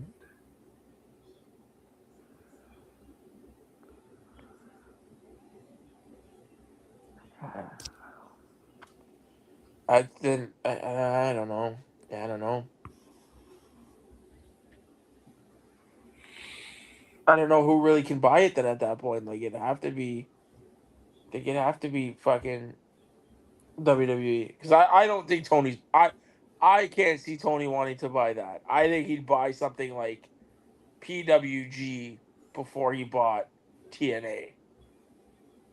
Right? Like I don't see him wanting to pony up the money for TNA. Well, let's look at this. What is AEW recently launched? What do we keep hearing about? More and more independent wrestling promotions joining Yeah. AEW. So again, you go back to the video library, and physical media doesn't mean shit. But if you could go to my AEW and see all the classic TNA footage, especially when guys like Kenny Omega, Christian Cage, Generation Me, Young Bucks,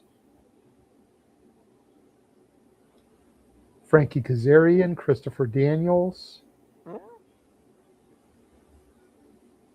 You know, there's a lot of people that have come through AEW that have come through TNA. Speedball Bailey, Kevin Knight, Josh Alexander.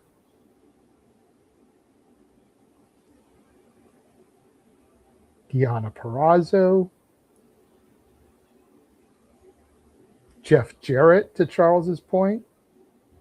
He'd be somebody. Yeah. There You you know, go. there's a lot of people. Kaz.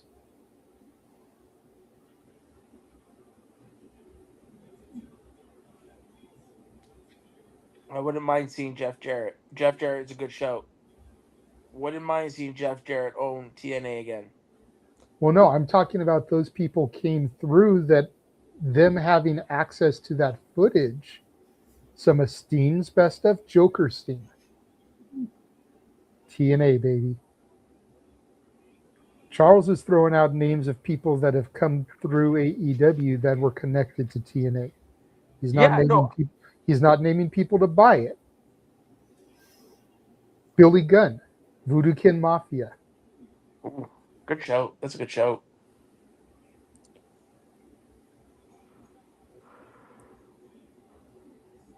You know, LAX, Santana, Ortiz. Santana's obviously not there anymore, but Ortiz still is. Foley just signed.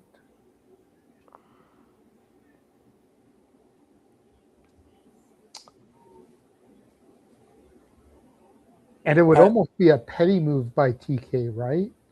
Because they're right now partnered with WWE. If he comes in with the highest bid, that would almost be a petty move. But if the rumors of the partnership are true and WWE has right of first refusal because of that, I don't think it would ever go through. Possibly, but if WWE has no desire to buy it, why would they deny anybody the opportunity to pick it up?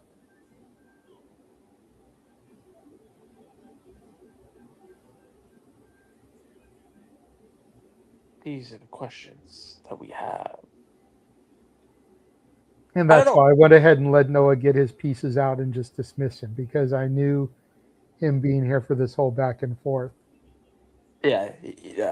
But I know, like you said, I know that Charles was throwing out names that have passed through TNA, but I wouldn't mind seeing Jeff Jarrett owning TNA again.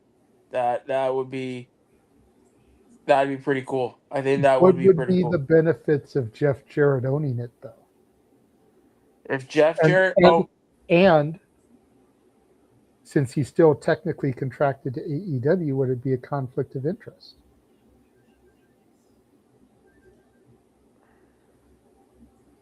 Or would he have to wait for his contract to expire with AEW to then purchase the company?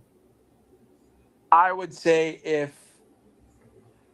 if he bought the partnership and dissolved whatever partnership they had with WWE, I don't think Tony would mind.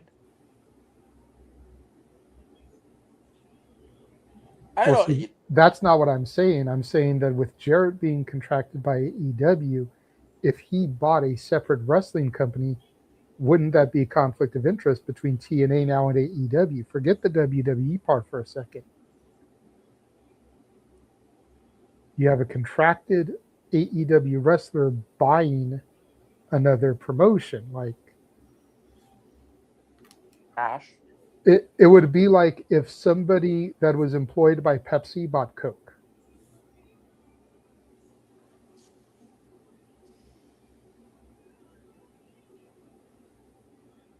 Or since we're talking a little bit further down the ladder here because it's TNA, somebody who is employed by Pepsi buying Shasta or buying Faygo, buying a smaller soda company.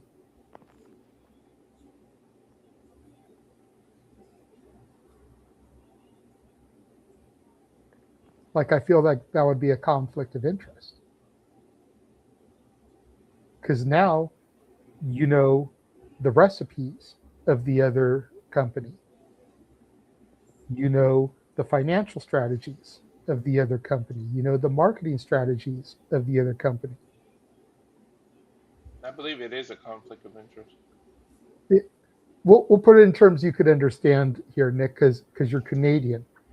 It would be like if the Maple Leafs got a hold of the Winnipeg Jets playbook. And now you know all the Jets plays for hockey. It's a conflict of interest, right?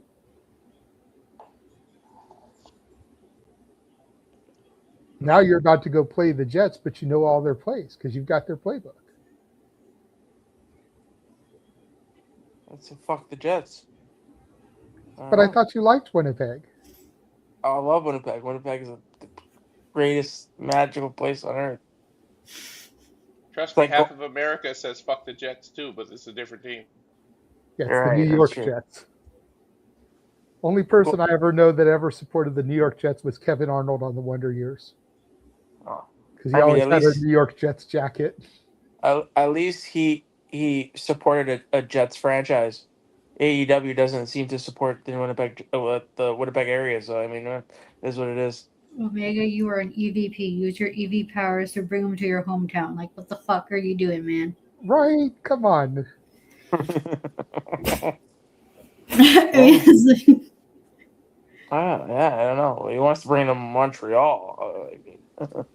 I don't think that was Omega's call. That was probably TK's. You know, complete side note since Omega was brought up, I saw a clip online today of him from like '09. And I was like, dude, I forgot that I saw that Kenny Omega in like PWG and shit. Like looking at what he looks like and everything back then is like, dude, I totally saw that guy. Like, he definitely wasn't the best bout machine or the cleaner or anything. He was some dorky curly hair motherfucker, but like seeing the footage, I'm like, dude, I totally remember seeing this Kenny Omega. It's crazy how I'll never forget seeing the fucking Bucks, but that's a whole other story. Anyways. Oh goodness. Listen, seeing Kenny live was a treat. It was. Because he wasn't even Kenny fucking Omega at that point. He was still like young boy status. Now we're getting Omega versus ZSJ. It's like freaking dope. Let's go. Ashley's gonna need to watch that match with the towel under her. We're gonna need a whole lot more than a towel. Let's be real here. Heyo. I love how she didn't say that I was wrong. She confirmed and added to it. Will be God, right? Like, but anyways, I mean that's goes to call back to your joke about there being a cleanup crew in Winnipeg, Nick. So, anyways, that pretty much wraps up the topics. Oh man, it's sad what they become. What's that? It's sad what TNA has become, and I just hope it gets better for them, because I really do. Because even though I don't watch the product, I still want them to be around, because the more options for the wrestlers, the better. Yeah, no doubt. And again, TNA, much like every company, has had its highs and its lows. Like, it's had its peaks and its great times, and it's had its down times. I mean, it just seems to be going through a downtime right now. But if they can survive this, if they can pull themselves up, you know, re-signing Tasha Steeles, re-signing Trey Miguel, signing the Bunny, these are all good things for them. And I 100% co-sign with the tweet that AJ Francis put out the other day. He was like, let me see y'all reporting the fact that they re-signed Tasha Steeles with as much vigor as you report about all the people that have left the company. Mm-hmm. And I responded to him, and I was like, one more time with your full chest so the people in the back can hear you. Because everyone wants to tout the decline and the failures, but no one wants to praise the successes. Mm-hmm. You know, I will never lull TNA. I don't believe that shit.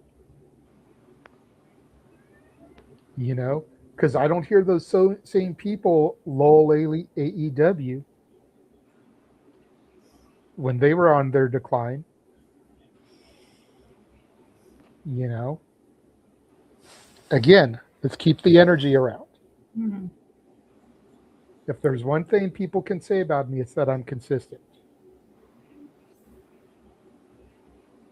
I praise the same things across the board, and I criticize the same things across the board. I'm very fair.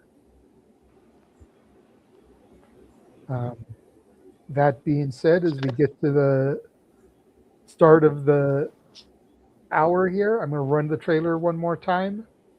And people in the chat, if you've got questions, topics, super chats, this is your opportunity to get them in. Otherwise, we'll begin the shills when we come out of the trailer and get out of here. So we will be right back after this. And now for a taste of things to come.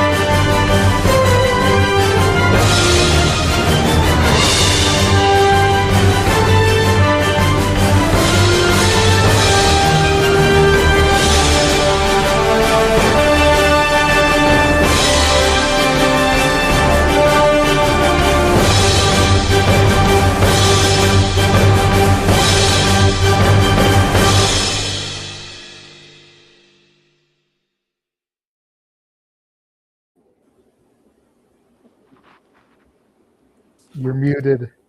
Botch. All the professional wrestling. I had a feeling you were going to go to me too.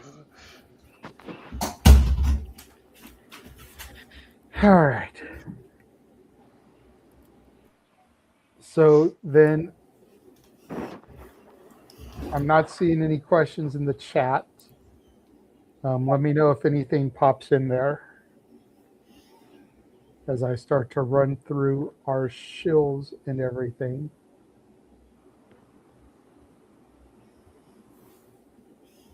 Walter. You can find me at Rage of Wrestling. Please subscribe. I'm getting closer to the Hot Wings Challenge there.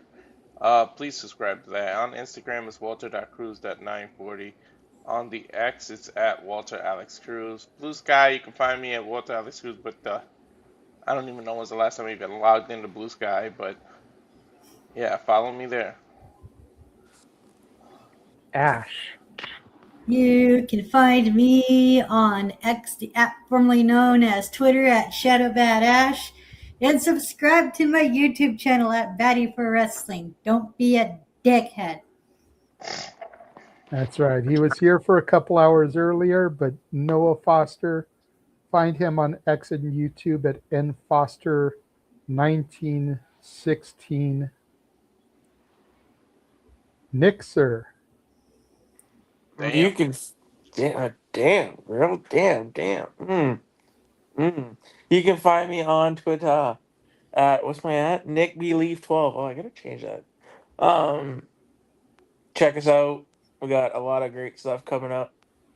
A lot of And great go ahead and interviews. plug your wife's Instagram while you're at it. I don't remember my wife's Instagram. You don't need it. You don't need it. You're good.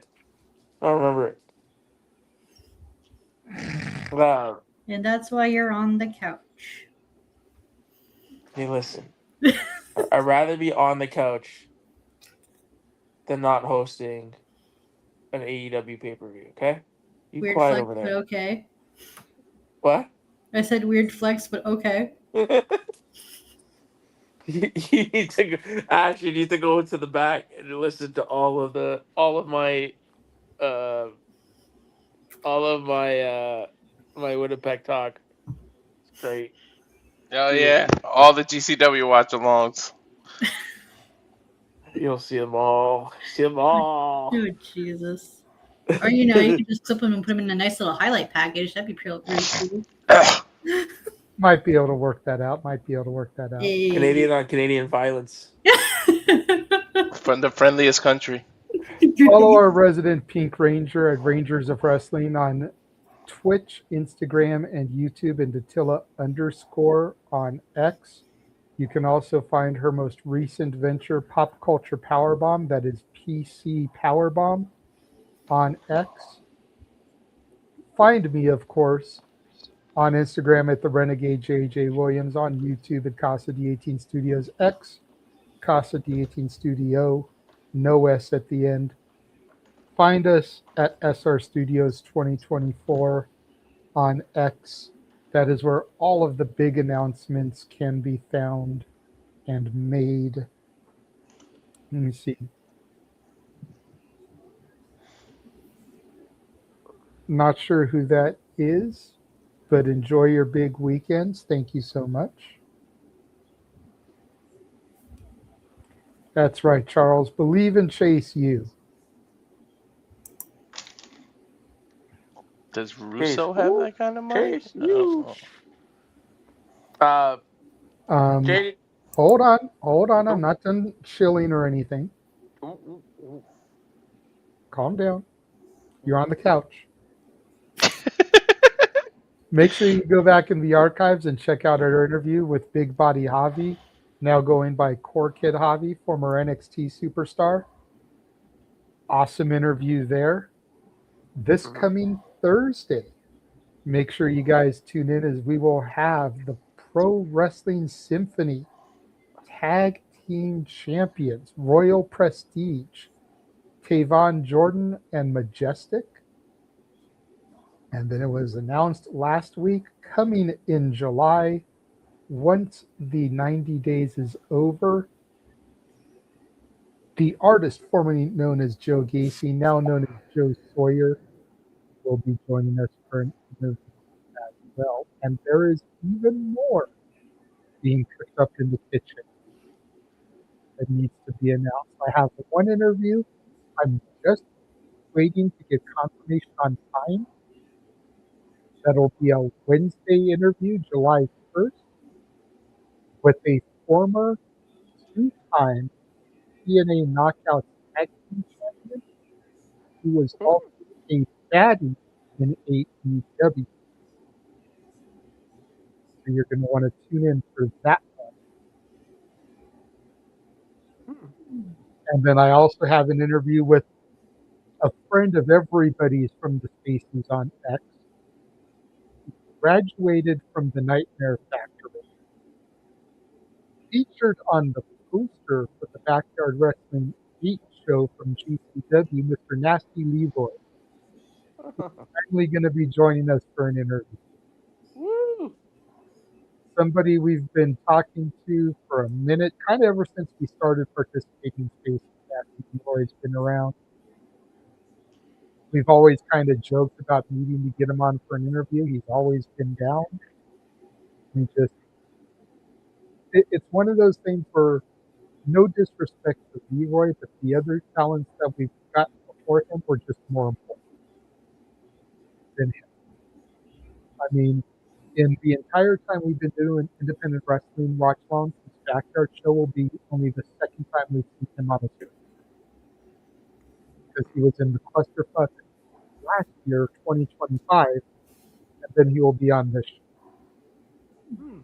So that's really not a whole lot of reason to make him a priority. Again, no disrespect to Leroy, but the fact that he is featured on the poster for this was part of why I went ahead and tapped him. Like, just go ahead and bring it down because you're being featured on the poster.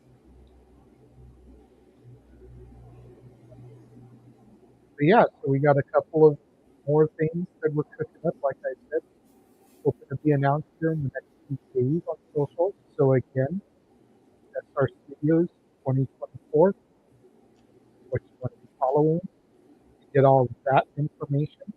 And even Walter has been putting in some grunt work and trying to get an interview set up, talking to somebody specifically, and as soon as that gets ironed out and set in stone, that will be moved over on the Walter Alex Cruz account will be where that will be breaking.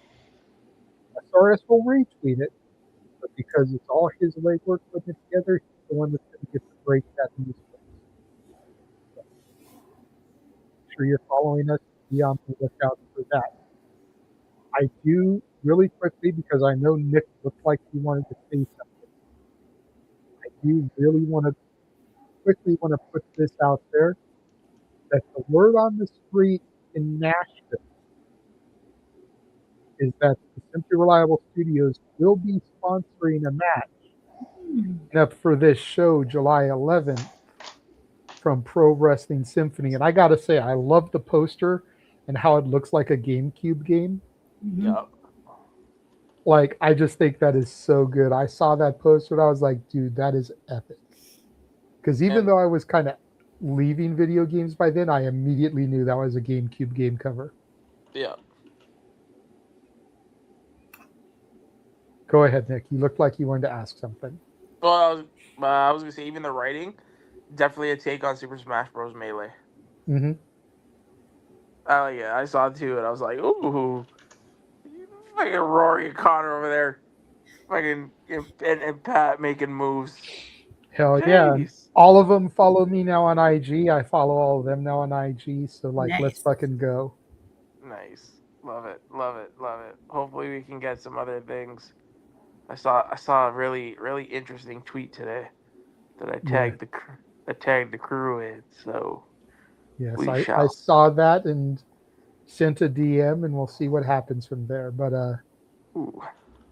if there's nothing else from the panelists, there's nothing else from the chat room, we'll go ahead and sign off for the evening. Thank you guys for joining us. Thank you to the 73 of y'all watching.